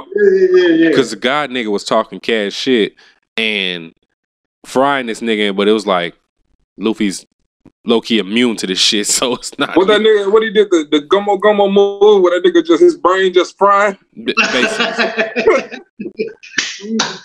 Yeah, that shit was kind of hard because I was like, all right, because he was really like he was shooting mad electricity at this nigga, and I was like, all right, bro, I don't know how this nigga's gonna survive this shit. And then you ain't think about it until afterwards. I didn't even think about it. I was like, damn, this nigga is made of rubber. He's made of rubber. In my head, everybody did one that. Of the first times where everybody really got to see hockey. Like, yeah, he also used hockey. So that mantra shit was hockey. Was it? You just don't know that it's hockey until later. It was observation hockey. Yeah, it's a form of hockey. You're gonna learn about those later. Yeah, hockey has 3 different forms. I really gotta hurry up so I can get to this when hockey is normalized and shit. So yes, sir. Yes, sir. You definitely do. By the way, I owe you some money, don't I? Oh, sure, man. Whatever you want to do. Nigga says sure. Yeah, you actually do, but I ain't gonna press you about it. Yeah, I ain't gonna press you, bro. It's not a big deal. Yeah, Steve, they call him Enel on One Piece Wiki, so on fandom, whatever. Okay. Enel, yeah. So yeah, so I did think that was kind of dope because I really did you like the Sanji moment? Did you like how like covert Sanji is in most situations? Bruh. Like that whole moment with him when he basically saved Usopp and Nami and took the hit for them, but he lit the cigarette, the lightning lit the cigarette. He's like, thanks for the light, bitch. Sanji passed out. Sanji at this point had been one of my more enjoyable characters out of the Straw Hats up until a certain point in Enies lobby. To me, that's cap, bro. I don't care what you're finna say. That's cap. That was I know what part he's talking about, but yeah, we gonna get to it. Okay. I'm with Mike on that one. Sanji was one of my favorite Straw Hats until we all know what happened in Thriller Bark. You know what I'm saying? We all know what happened in Thriller Bark. So Sanji was my favorite character. You're talking about Thriller Bark. Oh, yeah. No, I don't know what you mean. I don't know what you mean, but I don't want you to spoil it, so you ain't gotta say that. Yeah, we all know what happened in Thriller Bark. Hold off on Thriller Bark. I'll tell y'all why I fuck with Sanji until one specific part of Enies lobby, but I'll let him make it because this is only offense.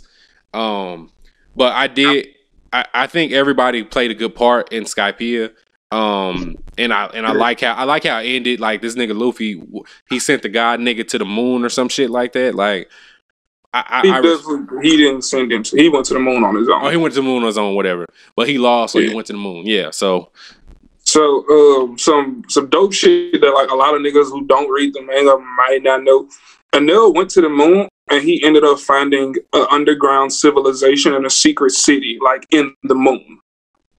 It's moon niggas in One Piece? You said what? Huh? I said it's moon niggas in One Piece. It's definitely moon niggas. It's definitely moon niggas. He found like an entire army in an underground city, like on the moon. Yes, sir. So I'm trying to see if that's one of the ancient weapons. I'm trying to get my conspiracy head going. I don't know what the fuck Enel found up there, but he found some shit. So what? As a matter of fact, what he found a weapon that blew off part of the moon. Actually. So what Oda does, he after arcs, he typically starts a cover story arc that follows some random character that you don't really know why you're following them until the end, because at the end it typically leads them to the next part where they're going to be important in the main story. So you'll understand that once you get to like Impel Down. Yeah. Because we follow when reading the manga, you follow a whole story of what's going on with the motherfuckers you meet at Impel Down. Yeah. And it ends. And then Impel Down happens and it's like, oh shit, I was just reading about y'all on the cover story. Mm-hmm. So this is what ended up happening to y'all. Like I was telling you on the TL, you was asking like for more Ace content. I was like, well, you know what I'm saying, you read the manga, like you see what happens after Ace leaves Luffy and Alabasta, where he infiltrates the Marines, he's trying to get information. Because he's still looking for Blackbeard. Yeah. Yeah. Read the manga. honestly, I honestly think it's the best way to consume One Piece. Yeah. I bet it is. I just don't be having time to sit like that. I feel you.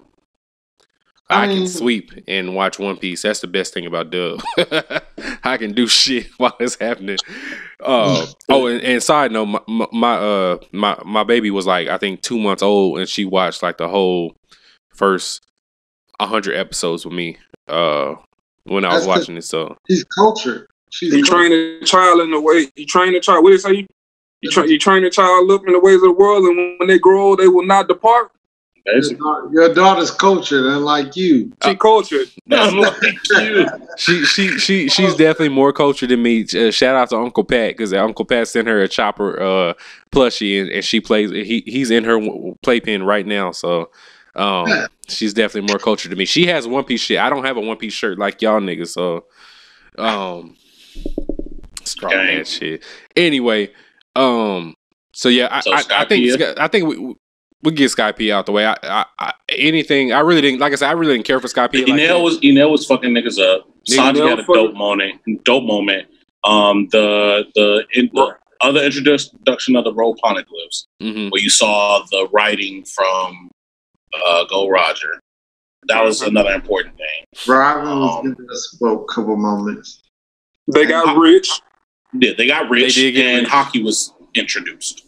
Haki was displayed, but not really introduced. It was kind of like teased, basically. Yeah, so now you can go to, what was that? You can skip to Water 7 if you want to skip past. Yeah. We're Start at Aokiji showing up. Yeah, you get Aokiji showing up, unless you want to talk about the GOAT Afro Luffy. I'm not talking about the Foxy Pirates, so... Okay, that's fair. Yeah. Start when Aokiji showed up. Luffy in an afro, what didn't do it for me. That arc hilarious, bro. You bugging. Okay. Yeah. Anyway, so who the fuck is Aokiji? The ice nigga. You skipped that part, didn't you? I think you skipped that part. Did he? You skipped Aokiji? He skipped all of the Foxy Pirates, which in result he skipped Aokiji because Aokiji pulled up. I didn't skip the Foxy Pirates. I thought you skipped Aokiji, bro. No, I watched the Foxy Pirates because they were boxing, right? Yeah, Luffy and what's his name was boxing. Mm-hmm. Yeah. So Aokiji was the Ice Admiral that pulled up. The Ice Admiral that pulled up. Ice Admiral and froze Robin. And Luffy. You're not gonna forget that. Yeah, you missed that part. You had to skip it. You had to skip it. You don't forget Aokiji. He's the Black Admiral. He black as hell with an admiral with FG. He's the first admiral that pulled up, so he ain't met no other admiral. And he's the first admiral you ever see. So that's like the nigga above his granddaddy. Yeah. He's like, you could argue he's like top 10, top 15 at the verse. Yeah. Let me look. You skipped that part. Yeah. I guess I had to because I don't. There's no way you don't remember Aokiji. No way. That don't sound familiar at all. I'm looking it up right now to see if I can find his little name on here. It's Aokiji. Kuzan Aokiji. Yeah, Kuzan Aokiji. Kuzan. Okay, let me see. What this nigga's he's the reason Robin is alive. Yeah, like the Robin backstory hit I'm trying to, bro. He looks. He's the reason Robin got away. He looks familiar. Okay, that might be where I remember him from. Was Robin's backstory? Yeah, he looks mad familiar. He's a minor. He was definitely in the post Water 7 shit. I mean post Indies Lobby shit, but I might not have gotten to him where I'm at in the post Indies Lobby because like I said, I'm barely in the post Indies Lobby. Okay. Oh, he was definitely in the back. Mad familiar. Oh, okay. I might have seen this nigga, and I just don't remember. You might have to go back and just watch. Yeah, you gotta go back 2 episodes. Like, so I'll tell you this: the reason it's so important is because not only is he like a black admiral, but this is when you first found out like how hard the Straw Hats rode for each other. Because this nigga Zoro was trying to cut off his fucking legs to get to that nigga. And then, like he froze Zoro's legs, and Zoro's like, "I'm gonna cut my shit off because I'm gonna get to his ass." Yeah, and then he's the sole reason. He's the sole reason why Robin started tripping in Water 7. Yeah, because of him. Because he was like, "Look, it's about that doing time. Too much right now. Yeah, it's about that time. We coming for you, bro. Yeah, like you don't forget you a wanted bitch. Like we want you." Let me see what episode this was. Legit, bro. I can't believe you didn't see that, bro. It was also the first time the Straw Hats got shit on him to that degree. Yeah, that was like their first big ass. They first L, like. Yeah, because they lost bad. Yeah. That was Luffy's first L. No, that wasn't his first L. That was his first big L. Yeah, his first act like real ass. I'm not coming back from this L. Yeah, like Plot wasn't saving Luffy from this. Yeah, y'all keep talking. I'll be right back in 30 seconds. Y'all go keep talking. All right. But yeah, I cannot believe this nigga fucking. I'm looking. I'm trying to see what episode it is because he gonna have to watch this shit. That's his homework. Bro, like 225. Okay, 225. You found it? Yeah, 225 is his first appearance.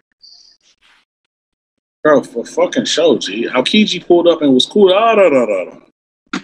Gee, nigga with some ice powers, he froze the whole ocean, like, and was riding that fucking bike, riding the bike across the ocean. G, froze. No, my nigga, he's a nigga. He riding at 12 speed across the ocean, bro. Like, it don't get no harder than that. He told Straw Hats and shit like, hey, I'm not trying to fight you. I just want to talk to Robin. I want to fight none of y'all. We ain't got to do this. You know what I'm saying? Like, I just want to talk to her. He got they was hot shit and got fucked up. In the background, that's what it was. That's exactly what the fuck it was. Yeah, he was letting it play in the background. He forgot that this shit. Or just wasn't looking up and didn't think it mattered. Yeah, he got their ass up out of there though. Or did he get their ass up out of there? That was a real shit. Steve, what episode was that? Because Mike gotta watch that shit. 225. What I gotta watch? You gotta watch 225. 225. But like you gotta watch it and like pay attention. Like you gotta watch it. Nigga said I gotta pay attention. So is this Aokiji y'all talking about still? Yeah. Okay. I'm pulling it up on my Funimation right now. Yes, sir. I remember his face for sure. I just don't remember anything about him. So yeah, I probably do need to go back, and I might have just skimmed over this episode without even realizing that he was important. Let me see. Sure. Yeah, this nigga's like super important. You said 225. Okay, let me see. Proud Man, Silver Foxy. Yeah, so that's a Foxy. That's a Foxy episode. So it was literally the last one. Oh, Navy. Okay, 227. Foxy Pirates episode, like the Foxy Pirates episode, because Aokiji's appearance is what leads us into Water 7. Yeah, that's why I was like, okay, I definitely watched this episode to see Straw Hats take time to help a group of hungry castaways, but trouble looms on the horizon, and icy marine adversaries out to track down Robin. Yeah, I definitely watched this episode. I'm sure remember. You did, but you probably didn't pay attention. Yeah, I just didn't. Yeah. Duel between rubber and ice. Yeah, okay. Yeah. I'm gonna rewatch these, and we'll talk about that next time. Yeah, okay. So where we at? Water 7. Water 7. Okay, so my most recent arcs or whatever. Okay, so first and foremost, let me get this off my chest. At this point in time, watching Water 7, I was enjoying the story and everything, but this is where it's really like it's been fuck Usopp for life after this fucking arc. Wow. This nigga Usopp is trash. Wow, bro. I don't understand. Usopp is very dislikable in Water 7, so I don't see how anybody watches Water 7 and likes Usopp after this arc. Yeah, you do, G. I mean, what you mean? As a nigga who likes the Straw Hats?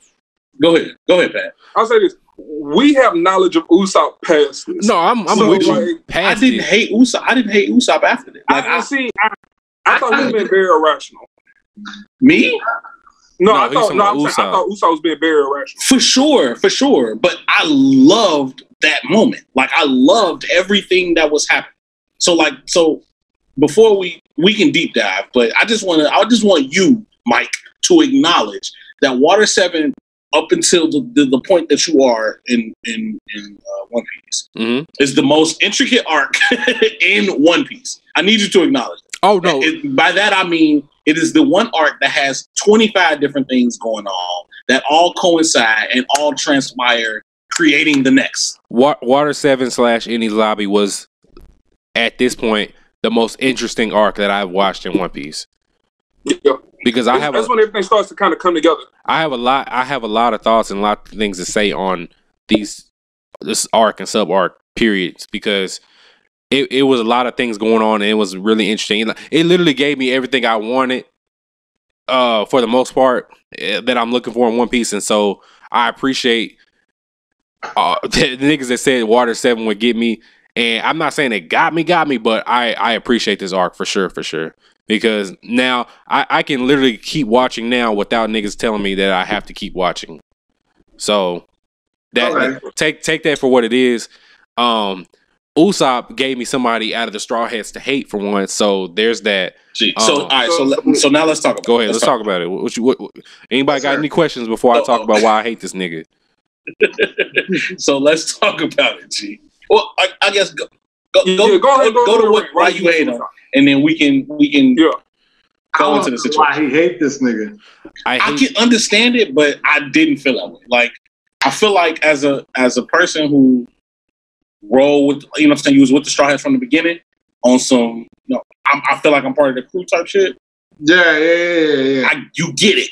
And then one, you know what I'm saying, the way that it concludes, which you haven't seen yet, because you still in the post shit, they still there, right? I think they're like gearing up to leave, but yeah, they're still there. Exactly. So you ain't seen how it wrapped up yet. Yeah. All I know is just fuck Usopp. That's all I know. So then I can't spoil it for you. But okay, yeah, that's fine. That's fine. Yeah, don't spoil it for me. But I'll watch that fairly shortly, and we'll talk on the timeline about it. So, but okay, so let me start. So they get to Water 7. They're there and they find out that they're rich as fuck because they trade in all their berries for money or whatever, or all their whatever for berries, whatever. All the gold they got from Sky Island. Yeah. All the shit they got from Sky Island. They find out they paid. They got like 300 million berries or some shit like that. Usopp has the money, gets jacked, and goes. Jumped. Yeah, that's fine. Sure, jumped. Goes and pulls up on the people that jump in, which is Frankie's family, and gets his ass beat, which he should at this point. Like I don't even know why he went there alone, but he got his ass beat. Then returns after getting his money, after getting the whole team's money jacked, and he finds out that the Going Merry has to get dismantled basically because the fucking part of it is unrepairable or whatever. Which, as much fucking shit that the Merry went through, it makes sense. So it makes sense that motherfucker is unrepairable, because that Sky Island arc alone was a lot of fucking strain. Them nigga was bouncing through the air and shit. But finds out the Going Merry has to be gone. And what pissed me off is that, okay, the shipwrights are telling you like, hey, it's not repairable. This ship won't make it to the next island. And you get so fucking mad and you square up with your own captain, bro. You say, you know what? Even skipping though a lot of shit. Oh, what, keep going. Well, stop me if I'm talking about context. Okay. Context of him skipping over him wanting to square with Luffy. The context is that he had a little vision of the ship ferry or whatever the fuck the ship ferry is. Whatever. I get that part and I respect that part, but at the same time, I don't. So you don't respect. I really don't, Basically, bro. nigga. Regardless of the ship ferry exists or not, you still the Mary has to go, regardless of the situation. The Mary can't make it to another island, regardless of him meeting this ship ferry, whatever. You got your shit jacked. You're the reason that they have to get a new ship in the first place. They have to buy a new ship is because you got their ship jacked. And now they don't have the money to buy a new ship. So now they're going to be shipless regardless because you got your shit jacked. You got everybody's shit jacked. And now, not only did you get your shit jacked, you're holding on to a ship that can't be repaired. I can see they would be fine if they could repair the ship with the money, but they don't even have no fucking money to get the ship repaired if it was repairable. And you're mad. And so you had no smoke for nobody but Luffy. When Luffy's like the captain, bro, like you have to respect the chain of command. Like you just can't square up with a nigga that's above you. It's levels to this pirate shit. So I had a problem with that, bro. I was like, okay, like you ain't even had smoke for Sanji or Zoro. You had smoke for Luffy. Like I don't like that shit, bro. You're not gonna be a nigga on my ship. Who? All right, go ahead. No, all right. I'm about to end in a second, but Go ahead. yeah. So anyway, Luffy, Usopp hasn't won not one fight in this anime, period, yet. What? That's cap. Usopp Hammer? He definitely won that fight in Alabasta. Alabasta. Who did he fight in Alabasta? I just told you he fought the old lady and the dog. That shit was honestly, lit too. I forgot about that fight. So okay, so how many fights has he won? What? Let's say 2 or 3 He fights. won the fight in his arc. He won that fight in Alabasta. And I don't think he had a fight. Arlong Park. Yeah, and he won against Buddy in Arlong Park. Yeah. He didn't have a fight in Skypiea. But all his fights were trash. Bro, that's subjective. A W is a W. Right, see, that's subjective, bro. He won. The level of difficulty, Even if you feel like they was trash, he won. The level of difficulty that Usopp goes through versus what the rest of the crew goes through it's a large fucking gap there. That is also cap. Is that cap? Yeah. Right, so the reason why I'm telling you that is because this is like, nigga, a ant, Usopp being the ant, fighting a dog. Because he is a regular nigga. He's not a super my point. So he's not a super nigga. So if you a regular nigga, always the weakest. If you were a regular nigga, then respect the fucking chain of command, bro. Is he? Correct me if I'm wrong. Is he the weakest straw hat at this point? Yes. Okay. Yeah. Is he weaker than Nami? Nami is better than him, bro. At this point, if we're talking in manga, at this point, he is. Nami's weapon. If we're talking in the manga, I think we're talking. He made Nami's weapon. He's not surviving. It doesn't matter. She don't have Zeus no more, remember? Zeus. You right. You talking about She got Zeus jacked. I'm talking about up to the point that Mike She has definitely got Zeus jacked. In Water 7, She gonna get Zeus back, bro. We will see. She gonna get Zeus back, bro. He's not surviving an attack. At the point that Mike He's not surviving an attack from Zeus, but while Big Mom got Zeus back, she's probably the weakest. Fair enough. I'm about to say at the point that Mike has watched, he made Nami's climb attack. It don't matter. I don't think that matters, but at the point that Mike said, okay, he can argue that. Because the reason why I can argue this because did Usopp beat anybody in CP9? Yes, he beat he didn't. Mom. It wasn't because of Chopper. He didn't win any fights. He didn't win any fights in CP9. Nami. He didn't have a 1-on-1 fight. Yeah, he had a 2-on-2 fight with Zoro and against the giraffe nigga and the wolf nigga. That don't count. I'm thinking about the other shit with Alabasta. That wasn't even. That was a moment, not a fight. Like the fight didn't end. You know what I'm saying? That's a fucked up moment for me. Like, it was just a moment of like stalling for time until they could have their individual fights. To me, I feel like the point is love Luffy and Zoro and Sanji so much, we forget how smart Usopp and Nami are. Usopp is smart. Usopp. So wait. Let me attack. Mike for slander Usopp. So yes, you are absolutely right. In hindsight, from the view of us, yeah, you should respect your captain and Context that you're missing is, and this is what was explored in that confrontation, they had not really taken this pirate shit serious up until this moment. Mm-hmm. Yep. They had not. And this is the reason why Zoro had that conversation with Luffy. This is what it actually means to be the captain of a crew. So they was pirates for play up until this point? I mean, they weren't, but they never took them. Yeah, they didn't take themselves that serious. Like it didn't register to these niggas that this shit is not for play until Zoro said we're not playing pirates. We're not playing pirates. And it was like, oh shit. Like every single nigga on this boat has money on his head. This shit is not for play. And it was it took that moment, it took that fight, it took all of that to happen for them to realize that. So, and that is just front and center. Usopp was the catalyst for it. Exactly. So that being front and center, you know what I'm saying? Obviously, like I said, in hindsight, yeah, you could say, man, you should never argue at your captain and da-da-da-da-da. But if I'm just looking at you like you my homie, it ain't no captain shit. It ain't none of that. You just my guy. Bro, I'm finna voice my shit because you telling me this shit that I just got my bitch to get you is finna go down. I ain't hear none of these niggas say none of that. I didn't hear none of these niggas say none of that. All I know is I just got jumped. They just took some money. I just tried to go get it and got jumped again. I'm feeling bad. So Usopp, yes, the man got jumped. It wasn't like he walked to them niggas like, here, take my money. He got jumped and they took the money. He is the weak nigga. So that is going to happen. Like, you expect some shit like that to happen. Sucks that it happened, but it happened. He goes back to try to get it. Good shit, bro.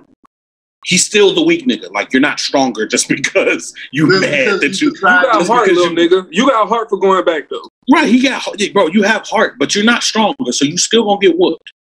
His homie saw him get whooped, but his homie saw him get whooped. He's literally laying on the ground. That led to one of the rawest scenes ever to walk to fucking Frankie house with them niggas walking up and that music playing. That shit was cold.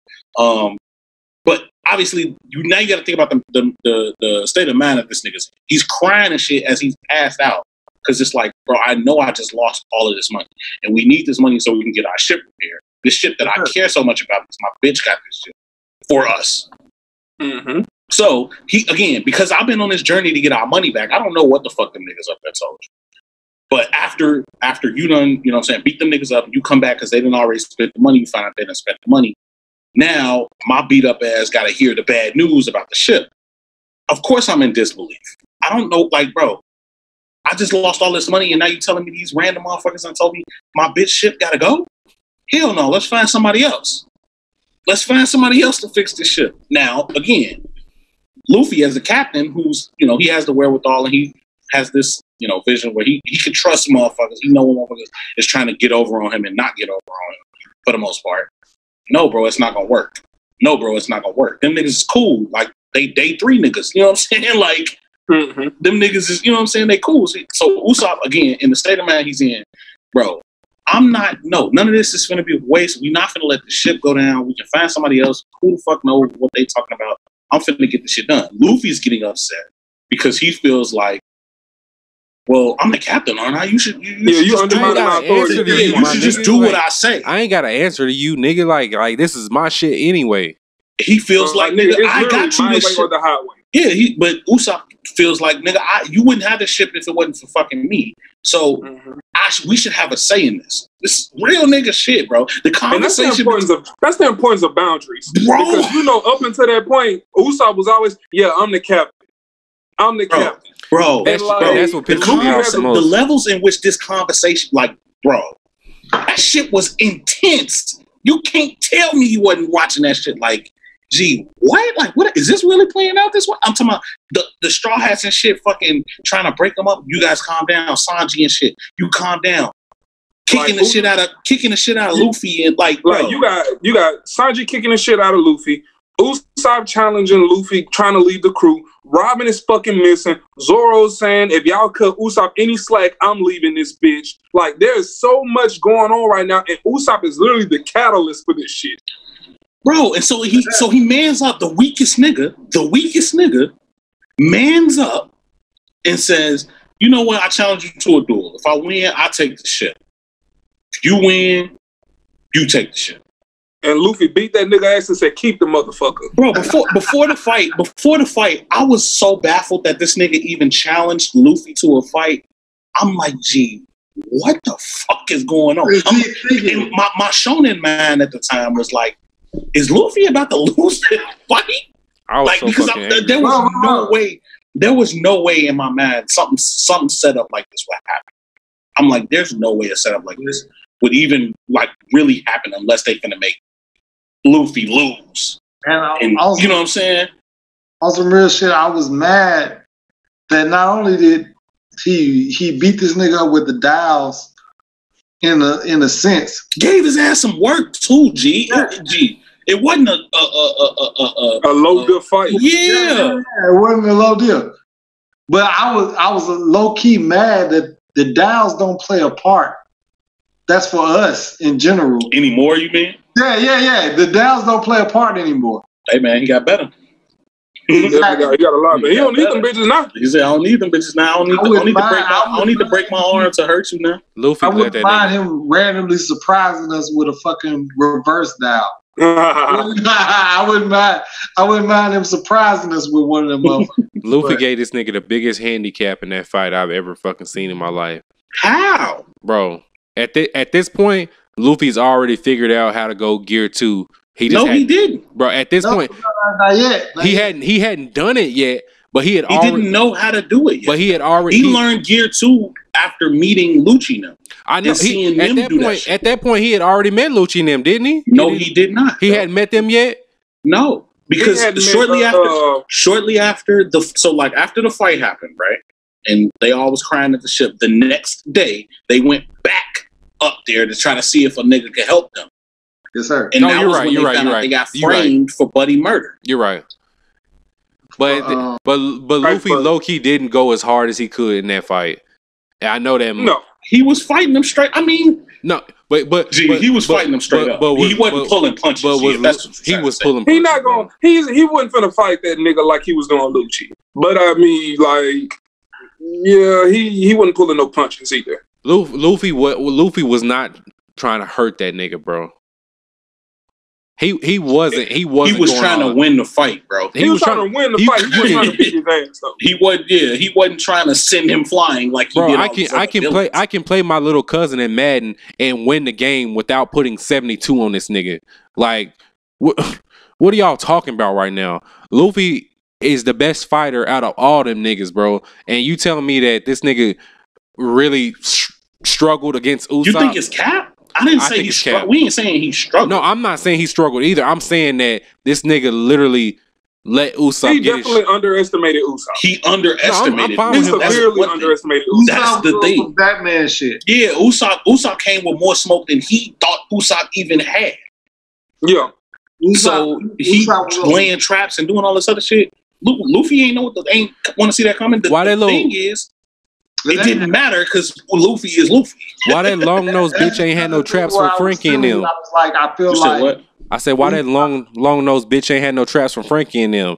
That bitch ass nigga should have used all that bullshit and all that prep time for goddamn Frankie family and them. Was it prep time? I think it was prep time against Luffy. I think it was 100% prep time.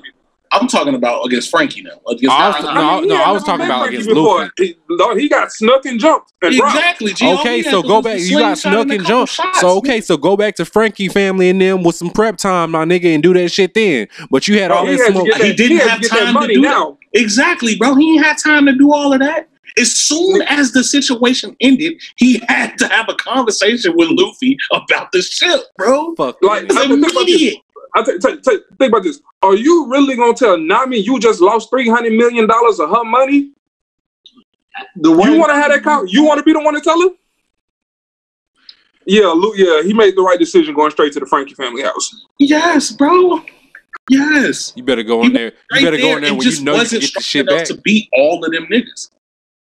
Neither would Nami. That's a fact.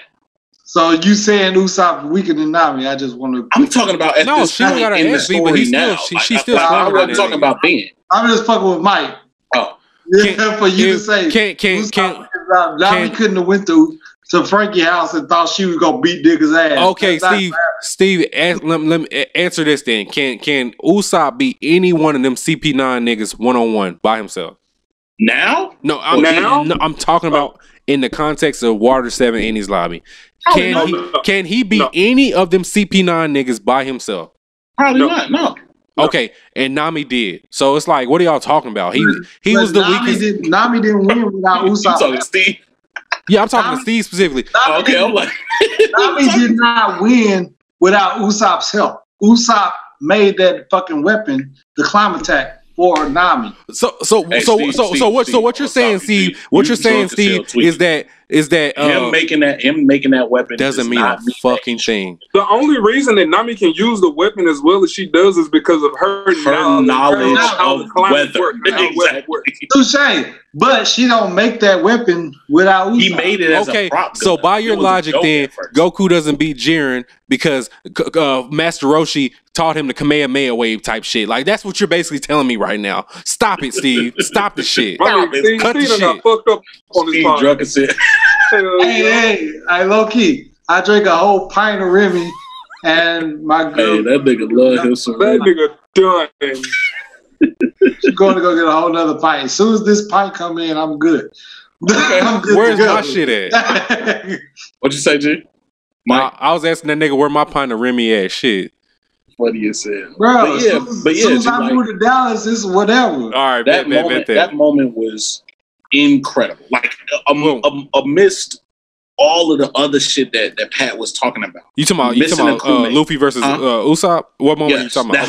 That whole sequence, the whole conversation, which opened their eyes to, this is an actual this is something serious. It's the first time us as viewers got to see Usopp be anything but scary. You know what I'm saying? Like that was the first time we ever got to see that. This is a serious confrontation between the first time the crew ever had a serious inner turmoil ass confrontation. It's the first time they realized that, okay, this is some, this type of disagreement is some real shit. Because it's a serious decision that's going to have to be made with or without a member of our crew who we love. And we are also missing a nigga all fucking ready. Okay, I respect everything that you said. And then what also pissed me off is that, okay, you leave the Straw Hats, and then on some pussy shit, you don the fucking Sniper King moniker. And you just couldn't be like, you know what, bro? I left, but y'all my niggas, so I'm not. Y'all left, so bro.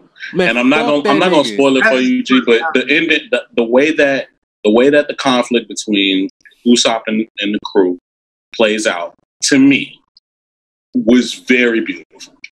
The way that it plays out was pretty poetic. It was poetic as fuck. That was a great word. Fuck that nigga Usopp. Bro, everybody knew it was him except for fucking Chopper and Luffy, and that shit pissed me off because I'm like, Chopper, you smarter than this, my nigga. But Chopper's a fucking baby, nigga. He is a baby. Child. Chopper doesn't even know how to hide behind a wall. He is a child. Chopper is book smart. Chopper book smart, but he ain't street smart. Fuck all that bullshit. Chopper turned into the Hulk on these niggas. Let's talk about my nigga Chopper. All right. He beat back the shit out that nigga from 69. Yes, sir. So wait. The road to Eddie's lobby. We can fast forward all of that. But first of all, Water 7 is absolutely. Everything that happened. It was back to back was fire on top of fire. Yes, road to Eddie's lobby. Zoro cuts a train in half. Zoro cut that fucking train. What Luffy said, Zoro, that train. Hey, Zoro, that train in the way. I said, ooh, I like when they say shit like that, boy. Yeah. I think Zoro say, say less. Like, yeah, I got you. Oh, yeah, but Water 7, real quick, I just want to say Frankie and Iceberg's backstory was a really good backstory, too, by the way. So I just want to throw that in there as well. But yeah. Another important thing. Oh, I can't believe we skipped over some of this shit. We ain't even talk about some of the members of Gold Roger's crew that we ran across, like on the way from fucking East Blue all up until here. Yeah. Wait, who's like Crocus? He doesn't know that yet, but I don't know shit. Oh, he doesn't. Oh, yeah. You good, bro? I'm not tripping off no One Piece spoilers, bro. I don't care about it enough. He won't know that until Sabaody. Okay. All right, my bad. All right. I'll keep watching. What about Tom? Didn't they reveal that Tom was one too? And, he revealed that Tom built the ship. You talking about the fisherman, right? That Frankie was on. Yeah, Frankie's mentor. They revealed that he built the ship for sure. Yeah, So okay. he wasn't a part of the crew. They didn't reveal that he was part of the crew. Okay, yeah. All right. Yeah, so let me see. Nami beat the girl, the CP9 girl, that did the little Hey, bubble shit. is that the moment that you didn't like Sanji? Yeah. Let Shorty That's what I was gonna talk about. So I didn't respect. I fuck with Sanji heavy until this part. I'm like, bro, I get your chivalry shit, but at the end of the day, Nico's life was on the line. So all that other bullshit you gotta really put to the side and smack this bitch in her mouth. But you didn't.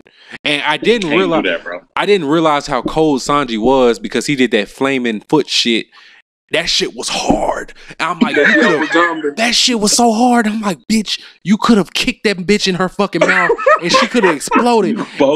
You bogus. You're never supposed to hit a woman, bro. Bro. Sanji does not hit women. Sanji does not hit women, bro. So y'all know I grew up in the time of Yusuke where I don't give a fuck if it's somebody grandma, if it's somebody little sister, I'm gonna hit that bitch in her mouth. But like Sanji, I'm like, bro, if Nico would have died, bro, and all they had needed was that one key, and you couldn't get that one key, it would have been on you, nigga, because you didn't beat that bitch up. So that shit irked my fucking nerves, bro. Cause I'm like, bro, this nigga Sanji is cold as fuck without a devil fruit, without all that extra shit, and he could have beat that bitch up and he didn't, and he let himself get his ass turned into that bubble shit and beat the fuck up and let Nami have to go and win that fight. That shit pissed me off a little bit.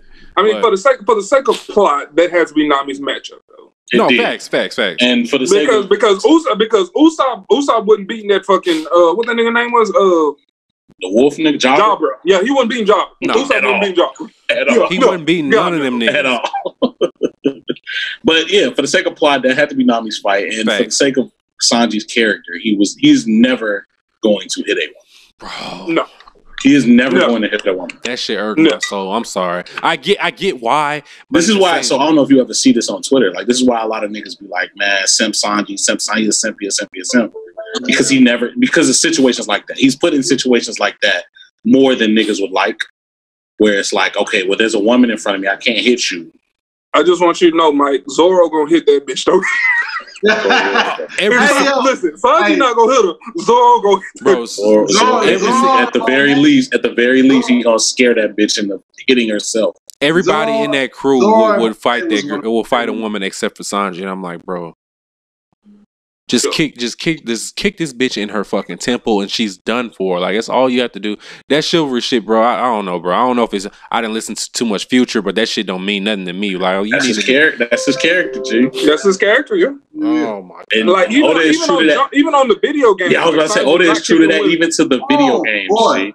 Bro, Jump Force, that nigga will not hit a bitch. He can't do damage to women on video games.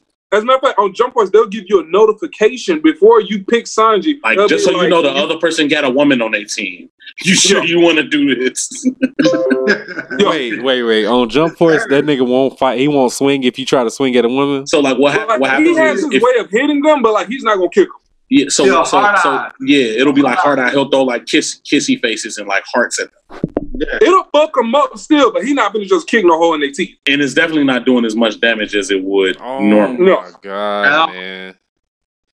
So yeah, see that. It's his character, bro. I gotta respect how loyal he is to that character. That was my favorite. But I'm a Zoro stan, so that's one of my favorite Sanji moments. Though he used his hands on the noodle nigga. Oh yeah, to get them with the knife on the train. Gee, we ain't even talk, bro. Sanji being this covert ass, raw ass, and he already knew that some shit was fucked up. Because on the train before they even knew, they thought all help was lost. He called their ass on the Din Mushi like, "Oh yeah, I'm on the train." Gee, that nigga Sanji called Luffy and say, "I got this bitch." Gee, Sanji was cold on that whole thing because he was the only one that like wasn't niggas up, he wasn't in the mix when everything was going down. So he was like off doing some shit. But so whenever like all the shit popped off, nobody knew who he fucking was until it was too late. Mm-hmm.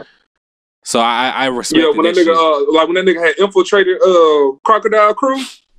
I'm Mr. Prince. I'm Mr. Prince. Mr. Prince, boy. That's fucking Stealth Black right there. Shit. He was on the espionage shit real tough. Gee, Sanji cold, bro. He's cold. Gee. In his moments is fire. But okay, you get to Eni's lobby. What are your thoughts? What are your thoughts up until the moment where she's like, "I want to live"? Okay, up until that part. So I think at that part, Luffy has fought Bluno, right? Yeah. Yeah. So he basically ran ahead of everybody. He said, "Fuck the plan. I remember. I'm finna just go at these niggas and beat niggas' ass." So Luffy, how did you feel about that? So what really made me really happy was this nigga Luffy went Gear 2 and he fought Bluno. Animation was sick. It was crazy. He was going nuts on Bluno. So him and Bluno was scrapping, and then he used Gear 2 and he punched this nigga in his shit, and he was like, "Damn, I gotta use." He was basically like, "I gotta use Gear 3," but I got something else for you. But Bluno was already fucking dead at this point, so he was like, "Okay, good shit, I don't have to use it." But I was so fucking happy, bro, that Luffy did something other than these fucking Gatling guns, whatever the fuck they call. Him doing Gear 2 was like really fucking satisfying to me, because I'm like, okay, I waited so long for this nigga to have some kind of power up that made a lot of sense. And it was really well done. So it makes sense to you. You agree with 100%. How Gear 2nd and 3rd works? They both make perfect sense. Although I think Gear 3 is nowhere near as Gear 2 type shit. Like I like Gear 2 a whole lot more. They both have their benefits. I know Gear 3 is more so like destructive power or whatever. Like you can knock out a whole ship type shit, but I'm more so of a Gear 2, like that's like some Kaioken type shit. Like he just like he get that immediate power. But I feel you. Yeah. Mike is a meathead for real. You're right. I feel you though, G. I am, bro. It's really a curse, bro. Because like I really should be into a lot more shit than I am, but this meathead shit, whatever. Bluno ain't know what the fuck was coming. So then bro, you hit the moment with them standing on the pillars. That shit was fire. Facts. Oh yeah, all of them standing up on the pillars was hard as fuck. What you about to say, Pat? No, I was saying like that moment, because I started watching One Piece like back when it first like hit 4Kids TV, and like they stopped airing it after I think it was it Giant they stopped airing it. Mm-hmm. Yeah, and so like I fell off because I didn't know where else I could watch it. So like one night, they put One Piece back on Toonami, and like I remember just like watching Enies Lobby leading to Water 7. Water 7 leading to Enies Lobby, and like that moment where like Robin was like, "I want to live." I said, "Hold on, nigga." So that shit was fire. I was like, that shit brought tears to my eyes, bro. Nigga. That shit brought tears to my eyes. I said, okay. Like, that was when I was like, okay, I have to get back into One Piece. So, like, that was what drew me back into the series right there. First of all, her backstory, and then that. Yeah. Her backstory was sad as fuck. Seeing her mama killed in front of her. Yep. All of that shit. Her whole fucking village, island and destroyed. That right there was another important moment because the government did all that shit. Who's gonna check the government? Nobody. That's some real world shit, Facts. Until you find out the one nigga trying to fight the government is somebody's father. Facts. Facts. Gee, it's lit, G. I thought, but go ahead. No, I was just gonna say Nico's backstory was hard. Gear 2 was super, super hard. I'm trying to think what other noteworthy shit.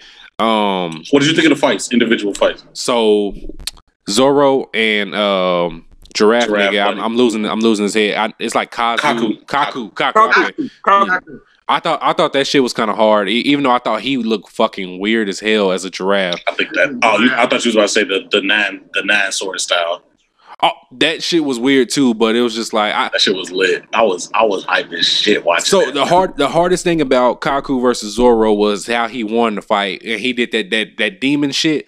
That shit, Ashura. That shit was super hard. Like, so at this point, I'm watching Enies Lobby, and I'm like, okay, there's a lot of hard moments going on. Like okay, I see the vision now. Like, okay.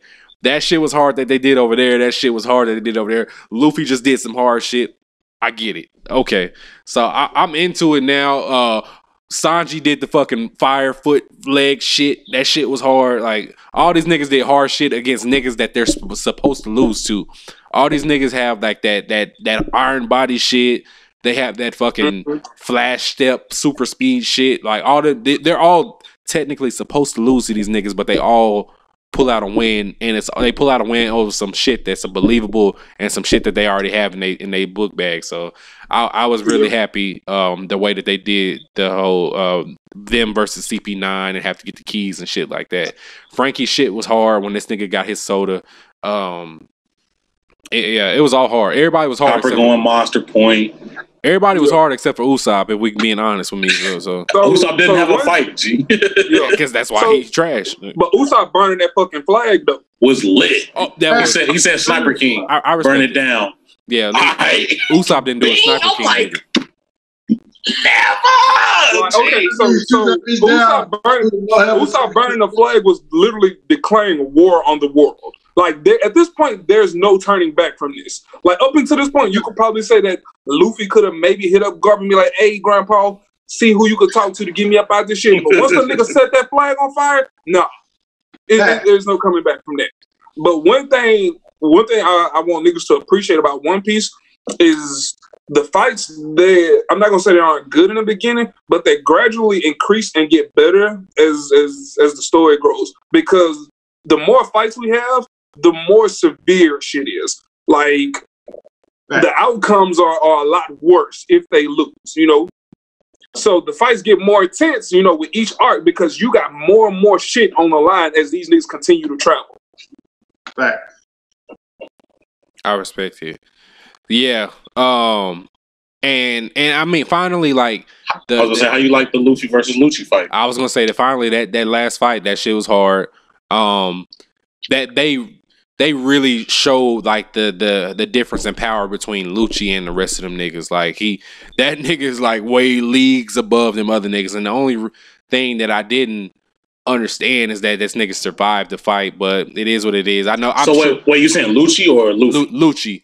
Lucci survived the fight. I'm like, he just got knocked out. He just got knocked out. I'm sure he'll Luffy doesn't kill people. I'm sure he'll turn up somewhere else in the story at some point. Lucci will, but whatever. I thought that shit was hard though. I was really, Luffy literally had that last like sequence when he goes, I think Gear 2 to win that whole Jet Gatling. That shit was perfect. In the slow motion when it was just hella fists. It was that perfect. Shit like, bro, that's one of the hypest moments for me. Like that was the first fight like a nigga really made Luffy work for that bitch. He did. So I was very satisfied with that fight. I was satisfied with the end of Enies Lobby. And the Mary pulling back up. How'd you feel about the Mary? The was poetic. I like that shit. So the most emotional part of the arc was when they finally had to get rid of the Mary. And then the little spirit starts talking again. So you did feel like that was emotional. It was emotional. Leak felt like that shit ain't really phased. It didn't phase me, but there was emotion in that scene. Like I can acknowledge that emotion. This nigga Steve eating a motherfucking quesadilla. This nigga, he's fucked up right now. He needed He ain't even closing. Brother, chew with your mouth closed. Hey, funny is I respect. Let the nigga get his shit off. This is the drunk peace pod. Like he gotta get his food. He gotta get his food. I done drink a pint and a half for fucking Remy. I feel you, G. I've been drinking before the pod started. He gone, boy. I love it. I need to get on your lap. Hey, I fuck with everybody, and we was on this shit, and I decided I'm gonna drink, but now I'm hungry. I respect it, bro. I respect it. I'm just being observant. You make me want to go get something to eat after this shit, boy. I respect it. I turned my video off. That's what I should have did. You good? You good, bro? Ain't no big deal. But yeah, no. Enies Lobby, in Water 7/Water 7, whatever was like I said, it was all around was a hard ass arc. It was the most arc that I literally like. I couldn't take my eyes away from the screen type shit. So it was full on interesting. It's literally the most interesting arc that I've seen up to date. So the fact that you niggas have been telling me that like Thriller Bark is some shit. I think what Pat you said, that's the most underrated arc. Thriller Bark. I don't think it's better. So don't get us wrong. We don't think that Thriller Bark is better than what you just underrated. But it's not and better. Bad. Yeah. Like it ain't like here these niggas go with this bullshit again. It's not like none of that. Yeah. Yeah, It's like, no, because y'all niggas was telling me that what killed me was y'all was telling me like Alabasta was hard and shit, and I hated Alabasta. So like Alabasta, I feel like for us, like watching that shit when you were younger, Alabasta was the first time that we really felt like that. At least for me, I can't speak for everyone. It was the first time I really felt like I was a part of the crew. Like I went through some shit with the crew. Right. I feel like in terms of pushing the story forward, Alabasta was like really important. You know, like I said, we learned about the poneglyphs, we learned about the ancient weapons, and on top of that, you learned that Luffy got a brother, and you learned that nigga was raw as a bitch. And right, he's the second commander of one of the greatest pirates in the current world. You know what I mean? Yeah. So it's like, oh shit, you know what I'm saying? This nigga Luffy plugged. He plugged with a nigga that can shoot fire from his fucking body, like you know what I mean? So.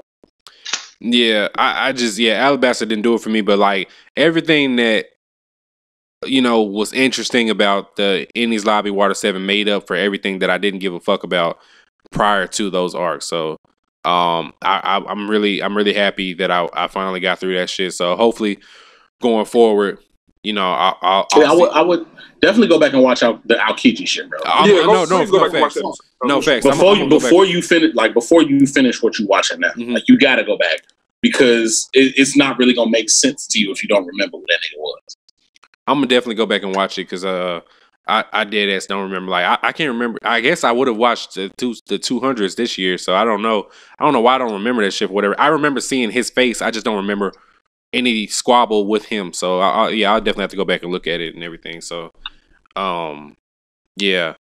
Let me see. Water 7 ends. Yeah. So like I said, we already kind of talked about they finally show Whitebeard and Shanks and Haki and all that shit.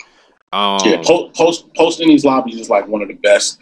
So what you're gonna learn about One Piece is that a lot of the world building shit that we gas about it happens after the arcs. It's like a post arc shit. So like you'll hear niggas like Lito from our podcast talk about, man, the most interesting shit just be the shit in between arcs and shit like that. That be what he be talking about because he's the type of nigga that only cares about the overarching story, which is fine. You know what I'm saying? Like if that's the only thing that actually is interesting to him, perfectly fine. But when you do like the post Enies Lobby shit is like it's when you start to think back to all the shit you already saw, and it's getting you hyped for what's about to happen. So remember how I told you when I said it, all right, so on Drumline Island you get introduced to Blackbeard for the first time. Blackbeard isn't a nigga that they see in every fucking arc. It ain't a nigga that they talking about every fucking arc. None of that. But you meet him in Jaya, face to face. It was a weird meeting, but it was like a destined meeting nonetheless. And then right after that, the niggas was chasing them before they went to Skypiea. Like, why is these Blackbeard niggas chasing us down? We don't even know them niggas, right? You meet Ace. Well, before Skypiea, you meet Ace in Alabasta. He say, "I'm looking for this nigga Blackbeard." So, and then after that, like where you at, Shanks meets up with Whitebeard to say, hey, tell Ace don't look for this nigga Blackbeard. So now it's like, gee, what the fuck is up with this nigga Blackbeard? You know what I mean? So now you asking all of these questions, and it's like, because now he painted this picture like, hey, Ace shouldn't go after him. It's making you think, all right, what the fuck is gonna happen? You know what I'm saying? With Blackbeard. What's gonna happen with Ace? Obviously, you know Ace dies, but you don't know how, you don't know when. Yada, yada, yada. Right. But this is the catalyst for that. Well, this is when they really, you know what I'm saying, put you in the looking glass to see what is about to transpire. Gotcha. Because you're about to see a fight that is the catalyst for what's about to transpire. I respect it. So yeah. Hey, you finna get to the root of my Ace slander as well. Ace slander? Niggas hate Ace?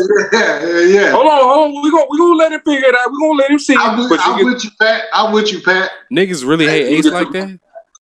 You gonna get to the root of my... You fuck with Ace? I fuck with Ace. I do not fuck with Ace. No, not you. Mike.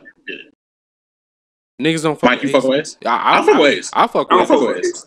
I don't fuck with Ace. He a fucking bum. No. Look at Mike. Fucking bum. Hold on. I got you, Mike. I got you. After you finish Marineford, you'll see why. Okay. Because if I remember correctly, Ace was doing work in Alabasta, wasn't he? He was. Yeah. Was he? It sounds good when he fighting them fodder. Like, he go up against some real niggas. We gonna see what's up. Wow. Niggas don't fuck with Ace. That's crazy. It's definitely. I fuck with Ace, man. Steve and Pat over here like, nah, fuck that nigga. Damn. Nah. Bro, Ace is so hard, bro. I don't know, bro. I can't believe niggas hate Ace. That's crazy. All right. Well, yeah, I'm gonna definitely watch that shit and see if I fuck with Ace or not. I know I don't fuck with Usopp, so it's like I like that nigga that start with an S. That's what I like. I ain't gonna say I bet. Yeah. I fuck with him more than Ace. I will agree to that, but I do fuck with Ace. I ain't gonna say I don't. Nigga, check it out. You got 2 arcs after post time skip. You're gonna love this. It is a wild ride from Saturday up until time skip. It is, so but like long, I just gotta I gotta tell you, he keeps slandering my nigga Usopp, and it's just like the guy. He's not gonna appreciate. He ain't gonna appreciate Usopp till Dressrosa. I know, that's what I'm saying. You got 2 arcs after post time skip. A lot of niggas didn't start appreciating Usopp till Dressrosa. Bro, 2 arcs after post time skip, bro. You're gonna fuck with Usopp, and you might on some meathead shit not fuck with him on some I don't really respect how he got it. You know what I mean? Like on some shit like that. But he does what he does in a real Usopp way, and by Usopp way, you'll find out what I mean by in a Usopp way once you finish, like once you get into Thriller Bark and they start doing the fights in Thriller Bark. It's honestly, it's gonna take some. Usopp got one of my most favorite fights in Thriller Bark. It's gonna take some amazing shit for Usopp against Morona. Yeah, I love that shit. I'm always negative. That shit was funny. It's gonna take some amazing shit for Usopp to redeem himself to me. Like he has to do some. Well, you ain't even seen the end of that shit, so I'm really. I know your opinion. All right. I'm watching. What's today? Tuesday. I'm watching the rest of this shit. This week. I'm gonna finish the post Ennie's lobby arc this week. You need to go, bro. Again, you need to. I'm going to finish those 2 episodes. I'm going to finish those episodes. Then continue your post Ennie's lobby. I'm gonna rewatch those episodes and then I'm gonna finish the post Ennie's lobby arc and then go from there. So I will. We I guess will. My last. We'll meet in the Drunk Peace Pod group chat and discuss once I get past the we also gonna talk some more when you hop on the yeah. I'm gonna hit GB tomorrow and let him know like, hey, whenever y'all want to have me on for a One Piece pod, I'm ready now that we got this one out the way and everything. So this is kind of like a part 1, and then we can go some more shit in detail or whatever in this next pod. So I want you to know also Amber loves it. She loves it. Amber she's like way ahead of me. Like god damn. She's in time skip. Like me and her, she already made to the time skip. We have a separate group text. Like she loves it. Me, her, and J Rock, we have a separate group text. She fucking loves it. So I just looked up when the time skip was officially. So the time skip in the anime is episode 516.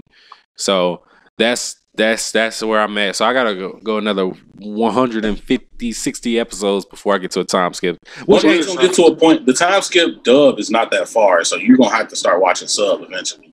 Wait, why would it be a difference between? Just got to Dressrosa, like the first episode of Dressrosa. Might be, yeah. It might. Oh well, I mean, yeah. I don't mind switching over. I'm just letting you know. Yeah. Matter of fact, let me look on Funimation. There are no more dub episodes, nigga. Those don't try and look nowhere. Yeah, bro, that shit cooked. Damn, they stopped using my Dragon Ball Z niggas' voices now. That's crazy. Let me see. Bro, all these niggas, all I hear is all the Dragon Ball Z voices, so that's why I just be like, all right, bro. Like that might be another reason why I hate Usopp, because I hear Krillin's voice every time he speaks. Yeah, I watched the majority of one. Like after the 4 kids went off, I watched the rest in the sub. So I honestly forgot what all them niggas sound like. Sanji is Future Trunks' voice. Usopp is Krillin's voice. Zoro, of course, is Chris Sabai, Vegeta, Piccolo, and all them voice. I'm trying to think who other voice I can think of off the top of my head. I think those are the main 3, but yeah, you get the idea. So the dub voices actually go all the way up to 600 from what it looks like on Funimation. So that's only what 90 or what 83 episodes past the time skip. Yeah, something It's like maybe the end of Punk Hazard. Yeah. Did these niggas skip? Hold on. Did these niggas skip some episodes? That's weird. Yeah, anyway, for whatever reason, it's a skip on here, but it skips from 600 to 629, so I don't know what's going on with those 29 episodes that in between, but whatever. Yeah. Maybe it was a filler or something. I don't know. That's weird. What was I gonna say? Yeah, but I'll what is your favorite? What do you think the best fight in One Piece is so far? What you've watched? Lucci and Luffy easily. Fair enough. Easily. Good job. You're a man of culture. Easily, yeah. You're watching One Piece and not Two Piece. Yeah. It's on the listen. As you continue to watch One Piece, you're gonna get more involved with the One Piece community. You're gonna find out that a lot of these niggas are watching Two Piece with some of their takes. A lot of niggas is watching Two Piece. The large majority of these niggas are watching Two Piece. The large majority. There's a lot of niggas watching. They ain't watching the same shit. They're not watching the same shit we watching. Yeah, bro, what are y'all niggas? Are y'all serious right now? You did that. Yeah, I'm not lying. Yeah, a lot of these niggas is watching Two Piece. Nah, man, I'm going into this shit with an open mind going forward. Of course, like I said, I think that the main reason I didn't fuck with earlier parts is because of the time that it came out, like y'all said. So I'm going into the next parts, of course. And like I said, the animation continues to get better. It gets so way like it's going to continue. Tell y'all, like I literally, it was almost the thing that almost brought tears to my eyes was when I hit episode 207 and it went from standard definition to HD. That shit was beautiful to me. I was like, oh my god, now this shit covers my whole fucking screen. That was amazing to me. I was so happy. So yeah, that was a favorite moment of my watching, is getting to 207. I was like, oh shit, it's no more fucking standard definition. So yeah, so I mean, yeah, no, I know it's gonna gradually get better and shit. Honestly, like right now, it doesn't look bad. It's just like I said, I think the art style fucks with me because I think the art style is shit, but I can get past the art style as long as the fights are decent and the story is really, really good. So I can really bypass that shit. So it only gets better. Yeah. So yeah. As long as like I say, as long as they're not doing some bullshit and I gotta watch this bullshit ass art style with you skipping fillers, right? No, I'm actually watching fillers because Steve is forcing me to. So why, nigga? Listen, man. Steve wanted me to watch the fillers, so I told my nigga I was gonna watch the fillers. So they're not bad, but like to save you time and like you know what I'm saying. That nigga getting paid. Honestly, it hasn't been a lot of fillers like since I've been watching it. There was one part like in the 100s where there's a lot of fillers, but like as of now, it'll be like 3 episodes where it'll be fillers. Like you're about to get into like a big filler after he getting big money for that shit. Like the most recent filler. The most recent filler, I really didn't even have to watch because they did the way they did a filler was they did a repeat of the episode of when Luffy got his devil fruit, and I was like, I've already seen this. Like literally, that shit is filler. Yeah, it's a lot of that flashback. It wasn't anything new in there. Like I was like, okay, well, I can just move past this shit. But like all the other filler shit, it don't be that long, so I can just fly through it or whatever. So yeah, it's not Naruto levels of filler, but oh boy, it's something there. It's something there. Yeah. Yeah, he definitely good shit, man. I'm glad. Well, I guess you can give us your overall rating so far. Do you still think One Piece is mid? Or have you graduated to good? I think that there's a lot of mid in One Piece to where I'm at now, but I think that, like I said, I think that as I've gone through and as the story progressive, it literally gets better and better. It's an uphill thing now, so it's like I see the progression within the story. So I'm not going to call it the overall show mid, but I do think that if you fucking 30 like me and you start the shit in 2019, you'll hate the shit. It's tough. It's tough. Like I think any normal nigga would feel that way. So I never liked One Piece. Like even when I was younger, I was like, this shit looks trash. I never watched it. But now that I know niggas like y'all that love the shit, I watch the shit now because I was like, okay, my niggas respect it, so let me see why they respect it so much. So it's more so curiosity for me at this point because I'm like, why do my niggas respect this show so much? So that's where one thing I'll say, don't ever doubt Oda's pen. As far as writing, No, it's all right. No. That's a bad motherfucker right there. Like, there's a reason I shout this man out on every single podcast. Like, that nigga is an elite storyteller. Like, when One Piece is said and done, it'll go down as like one of the greatest pieces of fiction, not anime, fiction. You know, and that's saying a lot right there, because his pen is magnificent. It's a fact. Go to. We'll see what Tooth Man has in store for me. So, do I need the gun Kubo big head ass? Do I need the gun Tagashi Brokeback ass? Don't do Takashi because you love Hunter x Hunter, so be respectful. Be respectful.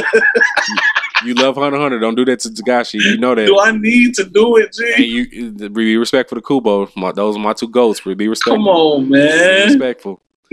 But no, I do want to thank my three brothers right now for joining me on this Drunk Piece episode, man. So he said Drunk Piece. Drunk Piece. I love it. Drunk Piece. So except Drunk Piece plus Pat, so because he's sober and he's a responsible adult. So I got to work in a couple hours. I'm good. No, real shit. Same. I'm sure we all do. So. But yeah, before we go on too fucking long, so I just thank you guys for joining me and everything, and I hope that me and the rest of Worst Gen get to do the next part installment to this One Piece discussion. So I'll leave it at that. Did anybody have any ending thoughts that they want to get off? Anything that they want to recommend to people that are listening for them to watch besides One Piece? I'm fucking with Jujutsu Kaisen. Jujutsu Kaisen. JJK is magnificent. I've been reading the manga since a couple months now. I haven't started the that manga, shit hard. So. Manga is magnificent. Yeah. I heard good things. Yeah, no complaints about JJK. If you got complaints about God of High School, man, I really encourage you to just read it instead of watching it. Like, this is furthering my debate that you should read the source material versus just watching it, because the animation studios really don't do your series justice sometimes. Bro, I heard they squeezed 115 chapters into those 13 episodes, bro. Yeah, it's like 115. They did the same thing with Tower of God. Was it that many because chapters? Tower of God is more story oriented, I feel like it flowed better. It definitely flowed a lot better. A hell of a lot better. Tower of God is special, man. For those who don't know, the webtoon was on hiatus because the illustrator, mangaka, manhwa, whatever you want to call him, he was having health issues. He just announced today that he's back, so we're going to be getting some more Tower of God gas, or Tower of Gas, as we call it in my household. Tower of Gas. Tower of Gas. I've been fucking with Fire Force, so Fire Force Season 2 is actually... Fire Force gets a lot of unnecessary hate, but I think that people... Season 1 was not it, aside from a few episodes. But Season 2 has been much better. I'll go on record and say that I'd like to backtrack on my Fire Force liner because I caught up on Season 2 and I'm liking it now. I will go on record and say that, It's a good show, bro. I think a lot of people were turned off by Season 1, but once I finished Season 1, I was like, okay, I see where this could go. The end of Season 1 was lit. Facts. The end of Season 1 was gas, yeah. Facts. Yeah, so shout out. Yeah, Fire Force is definitely underrated. Steve, what's up with you, man? Can you get any thoughts off and articulate them in a decent way? I'll say read Chainsaw Man. Chainsaw Man is my shit. That's on my list. I heard that's good. Also, not only read Chainsaw Man, I'll say shout out to my Rayleigh. My Rayleigh is God Punch Pat. That nigga. I don't deserve it, bro. You don't take no credit, but like on some real shit, I thought that nigga was gonna be on some like, I can't fuck with you, I'm busy right now. I reached out to that nigga and bro really fucking responded. You know what I'm saying? And that was a big fucking ups to me. You know what I'm saying? Like, honestly and truthfully thought I was all like on some real shit, it can't hurt to reach out to him. You know what I'm saying? The worst he can say is no.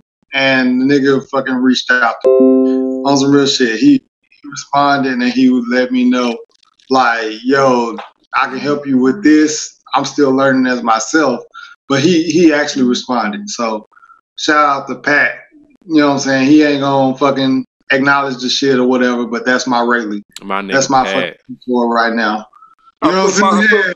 Hey, I put my fancy boxes on one leg at a time like you, brother. I mean, you know what I'm saying? Like, that's all good. That's all fucking dandy and shit. And you know what I'm saying? Niggas like, oh, you shouldn't be looking up to niggas. But yeah, I was writing just like that nigga, but I learned from every other fucking podcast that I was listening to. I was like, this nigga is that nigga. And I need to fucking reach out to that nigga. So I reached out to that nigga. And he respected me. He treated me like a human being. He didn't treat me like he was like better than me or nothing like that. So shout out to Pat. Pat's a good nigga. You know what I'm saying? He not slandering bald people. So yeah, so shout out to that nigga. Other than that, you know what I'm saying? Like, shout out to everybody. Y'all keep putting out good content for niggas like me. I was a normal nigga and I fucking looked up to y'all niggas. I was a normal nigga. that was a normal nigga. We all normal niggas, nigga. Normal niggas trying to be great. Fuck out of here. I was a normal nigga and y'all niggas fucking leveled up. You know what I'm saying? Everybody. You know what I'm saying? Everybody. Y'all niggas smile all y'all want to, nigga, but like, I reached out to everybody. Everybody treated me like a normal nigga. Y'all didn't treat me like I was no peasant, no bullshit. So Well, you shout from out to DeSoto, all so y'all. you a peasant, but I'll fuck with you though. Whatever. Hey, Steve, you're apologetically drunk right now. I love. Hey, this is y'all my nigga speech, but I fuck with you. Bro, why is it always that one nigga that be mad nice I'm after they drunk? Whatever. I just fuck with y'all so much. Y'all my niggas, man. Y'all real life, you know what I'm saying, fucked with a nigga when y'all could have blew me off. So Nah, bro, you're a good ass dude, man. Real shit. I appreciate all three of you niggas coming on with the bar with us today, and then on that note, I did want to shout out to my nigga Nate, best co-host in the world, and other than that, man, we're gonna get out of here. So I'm gonna keep watching One Piece, and then we'll talk again next time on Worst Gen. That we fucking will, nigga. Yes, sir. All right, let me get up on that podcast too. Since let me get up in that big too next time. Bet it up. On that note, man, y'all have a good evening. Bye.